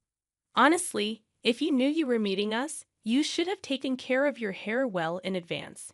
When I first visited my in-laws before the wedding, she said this to me, and I was terrified and mortified. As she pointed out, I realized my hair color was too bright the day before, and with Bob's help, I had dyed it black. Embarrassed and frustrated by being seen through like this, I was downcast for a while. I admit my mistake in etiquette, but I wish she had said it a bit more kindly. Being separated from Bob because of my hair color and virtually being kicked out of my in-laws' home on my first visit, Bob called me later and said, "I think Mom was just nervous and came off a bit harsh. She really does like you. Don't worry. She's on board with our marriage and wants you to visit again." At that moment, I was pretty irritated by Bob's nonchalant tone. She insulted me in front of him, he didn't stop her, and now he seemed to be defending her. There was no doubt in my mind that her request for me to visit wasn't genuine. Was she going to force us to live with her after we got married and constantly berate me? However, when I finally took the step to marry Bob, my mother-in-law made no such suggestion. I was relieved, but it was short-lived as she started frequently calling Bob to her home. He's finally done with college, out of state, and got a job back home, and then he gets married all of a sudden. I've been so lonely. Why don't you let Catherine have a break and come stay with me for about a week? When I saw such emails addressed to Bob, I was taken aback. Showing me the message, Bob asked, "What should we do?" Instead of letting him answer, I called my mother-in-law and said, "I really appreciate your concern, but we still have unpacking and paperwork to do. I think it'll be a while before he can take a break. I'm sorry." In response, she nagged, "You can do the unpacking yourself. Don't always rely on my son." I simply nodded and ended the call. She was pretending to care about me, but she just wanted her beloved son by her side. Was there no consideration for a newlywed couple? While I was irritated by my inconsiderate mother-in-law, I was also upset with Bob, who just went along without resisting. My husband says that his mother has always been like this. After she separated from my father-in-law, her overprotectiveness became even more intense. When my husband decided to go to college, she cried and tried to stop him. He somehow convinced her and went on to study. But apparently, they used to communicate via email or phone calls almost every night. He always trusted his mother, who raised him as a single mom, from what I've heard. Their relationship had always been strong, which I respected. It's admirable that he's devoted to his mother, but they're both adults, so there should be some appropriate boundaries. That being said, this has been their norm, and I understand that it's not right to judge another family's dynamics. If it weren't for this, my husband is great with housework and is sincere at his job. I even tried to be understanding for a while. However, it didn't take long for me to question their closeness. One weekend, my usually late-sleeping husband woke up earlier than I did and started preparing to go out. I asked, "Did you have plans to go somewhere today?" To which he replied, "I'm going shopping with Mom, Catherine. You can keep sleeping." That was totally unexpected. Apparently, she wanted to buy some clothes and wanted his opinion, so she asked him to accompany her. This upset me, but I tried to keep calm and said, "Today's our day off together after a long time. Why don't we do something?" But he shook his head, saying, "I'd like to, but I promised Mom first, and she seems to be waiting for me outside." I was taken aback and rushed to the entrance in my pajamas. Looking through the window, I saw my mother-in-law's bright red car parked outside. Noticing my gaze, she stepped out of the car, smiling slyly, and said, "Bob, you're taking too long." "Oh, Catherine, still sleeping at this hour even though you're a stay-at-home wife. That's pretty lazy of you. Should I get you an alarm clock as a gift?" With her lips as red as her car, she laughed out loud, then lovingly took my husband's hand and led him to the passenger seat. I was dumbstruck, watching their intimate interaction, and could only watch as they drove away cheerfully. After this incident, I started noticing changes in my husband. He almost stopped doing household chores, which he used to do regularly, and began visiting his parents' house almost every weekend. His attitude towards me changed and became more demanding. "You're too lazy, Catherine. Whenever I'm off, you just sleep in. Do you think you're fulfilling your duties as a housewife? You even stopped wearing makeup. Just because you're married doesn't mean you should get sloppy. Even Mom's concerned about you. Maybe you should visit your parents sometimes." I don't know what my mother-in-law says about me, but my husband surely is taking advantage of that. He never complained about my naps or makeup when we were dating, but as my husband suggests, maybe my mother-in-law is genuinely concerned about my behavior. But considering how my mother-in-law treats my husband like her boyfriend, I can't help but think that she's just trying to annoy me. I hoped things would change once we had a child. Not long after, I started having doubts about my husband. I found out I was pregnant. My husband was ecstatic, his eyes shining with joy, as he held my hand, promising that we would face this pregnancy together. However, my mother-in-law's harassment only intensified. She would call my husband for trivial things like shopping, going to the doctor, or cleaning her house, leaving me, pregnant, all by myself. I tried explaining to my husband that her actions had a malicious intent towards me, but it backfired. Suddenly furious, he said, "Every time we meet, Mom talks about you, saying you should go to your parents or take some time for yourself. Getting mad like this will affect our baby. Just accept Mom's care and concern." From then on, he often left me alone. As days went by, my morning sickness got worse, and I expressed my desire for him to be with me as much as possible. However, he replied, "What can I do? Even if I'm with you, Mom also wanted to be alone when she was pregnant and didn't even want to see Dad." Feeling physically and mentally drained, I decided to face this battle on my own. Furthermore, on a day when we were out shopping for baby items, we bumped into one of my husband's colleagues unexpectedly. He said to me, "I heard Bob's been actively attending parenting classes. Your bookshelf at home is filled with parenting books, right? He's gonna be a great dad for sure, shopping with his wife today. Can't wait for your baby to arrive." Surprised, I inadvertently blurted out, "What?" Bob quickly jumped in with a sheepish grin, saying, "Come on, stop that." Apparently, he'd been portraying himself as an enthusiastic soon-to-be dad at work, even making up stories. Although I stayed silent to avoid an argument, I felt my anger boiling inside. Ever since, he continued to prioritize errands with his mother-in-law, and occasionally, when we would meet his colleagues, they would always say, "Catherine, you've got yourself a dream husband," with a hint of envy. This kind of behavior built up over time, and I started to distrust Bob's actions and words. I can't say for sure if this stress was the trigger, but one weekend while I was making lunch, I noticed my pants were wet. A thought crossed my mind, and I immediately ran to the bathroom, fearing my water had broken.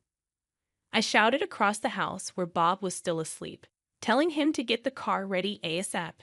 Bob, initially groggy, quickly realized the situation and turned pale, rushing to my side to help me walk. I had been told by the nurse multiple times to head straight to the hospital if my water broke.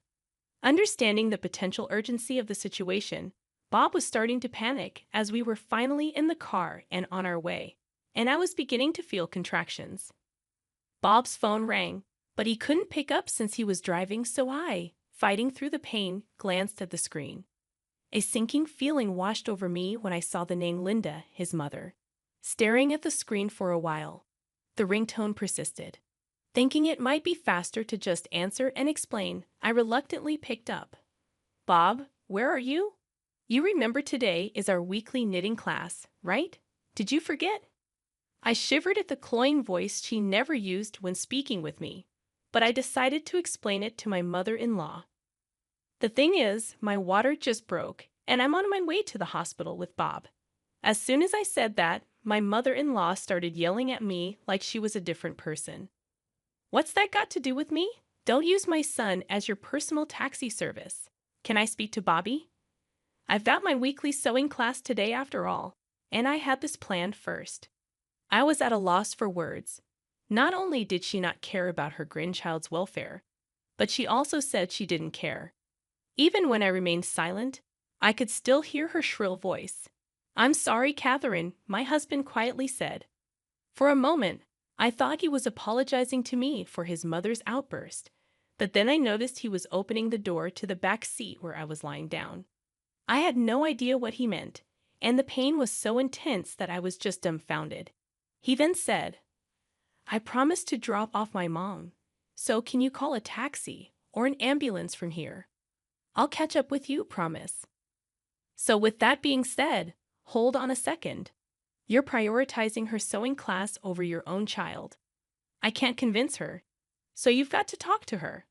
It's getting more painful. We need to hurry. I raised my voice since I was running out of patience, but my husband grimaced and said, "It's a weekly thing. Can't be helped, right? I'm sorry I forgot to tell you about it. Here's some money. Try to manage with this." He took out $20 from his wallet and shoved it into my purse. Then he went back to the driver's seat, and without hesitation, he drove off, leaving me behind. This can't be real. I was left not far from our home. Given the neighbors might see, I quickly looked up a taxi service. Meanwhile, I could feel the amniotic fluid flowing between my legs, panicking at the thought of our baby's safety. Tears welled up in my eyes as I struggled with my phone. Neither the baby nor I did anything to deserve this. "Catherine." Suddenly, I heard my name called out. I turned around and saw a familiar face. "You look so pale. No time to chat. Get in the car now."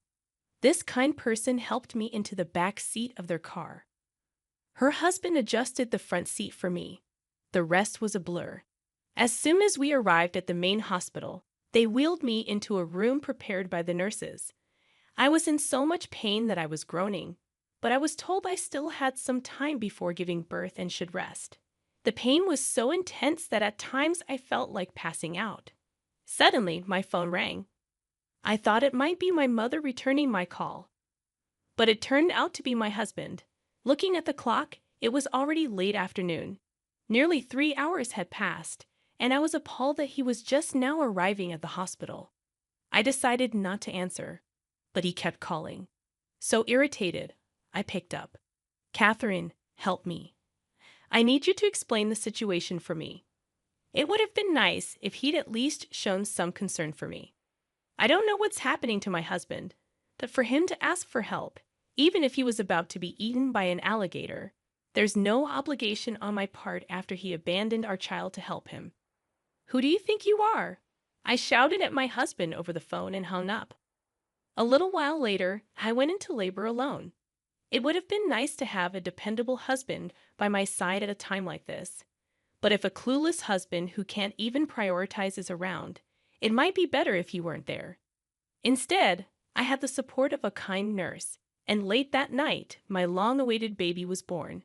Both the baby and I were safe after the birth, and I was so exhausted that I fell asleep right away. The first thing the next morning, the nurse came into my room and told me that my husband had arrived. Apparently, he had come right after the birth, but since I was in such a deep sleep, the nurse kindly sent him away. Honestly, I thought I'd never want to see him again. But when he entered the room looking all gaunt, I couldn't help but ask what had happened. The previous day, the neighborly older lady who had always gotten along with me picked me up when I was in distress and took me to the hospital. Because her son was around my age, she always took care of me as if I were her own daughter. She had been my pillar of support when I was newlywed and feeling insecure. When she asked about my husband in the car, I told her he was dropping off his mother for her hobby classes. She got furious on my behalf. I had no idea that her anger would push him to the edge. After she dropped me off at the hospital, she apparently spread the word throughout the neighborhood. Given that she was the head of the local community association, she had a lot of influence, and her friends confronted my husband en masse. It seems the situation was so chaotic that there were rubberneckers gathering around our house, asking for my help. In that situation clearly showed his lack of intelligence. I hadn't received a single call from my mother-in-law, and I had already made up my mind. Can you please leave? I'm not feeling well, and my parents will be here soon. They know about this, right? I want to apologize. Can I stay? My husband mumbled in a pitiful tone. What? I don't care if you want to apologize. I'll be busy, so leave. Please don't say that. By the way, where's our baby? Let me see him once, and then I'll leave. Just go. There are other expecting mothers here, so get out. Even after my cold response, he stayed. So I ignored him, turned my back, and pulled the covers over myself. Hey, I'm sorry. Can you at least call my mom? I want to send her a picture of the baby. Should I call a nurse? My husband reached out and shook me. I couldn't stand it anymore and was about to push him away when, "What are you doing? Don't touch her." My parents had just entered the room. My mom rushed to my side, pushing my husband away. How dare you shake a woman who's just given birth? And after what you did, how dare you show your face here? I'm so disappointed in you. Get out now. Even I had never seen my mom so furious. My husband was intimidated and finally left the room. My dad followed him out, and I'm sure he gave him a good scolding. I refused to see my husband during my hospital stay. After I was discharged, I took the baby and went to my parents' house. Afraid that he might do something, I brought up the idea of divorce over the phone. From now on, I'll be proceeding with the divorce through a lawyer. I informed him about the claim for damages. I completely ignored any objections from him. By the way, the damages I'm referring to are the scratches and bruises I got when he forcefully pulled me out of the car. He tried to make some excuses, but I told him I have testimony from the neighborhood lady and her husband along with photos of the injuries from that day. He then kept silent. My lawyer mentioned that since this was a gross misconduct toward a pregnant woman, the compensation might be substantial. While I was busy taking care of the baby, my mother-in-law Susan once stormed into my family home. The rumors spread by Catherine didn't die down easily, and the looks from the neighbors were chilly.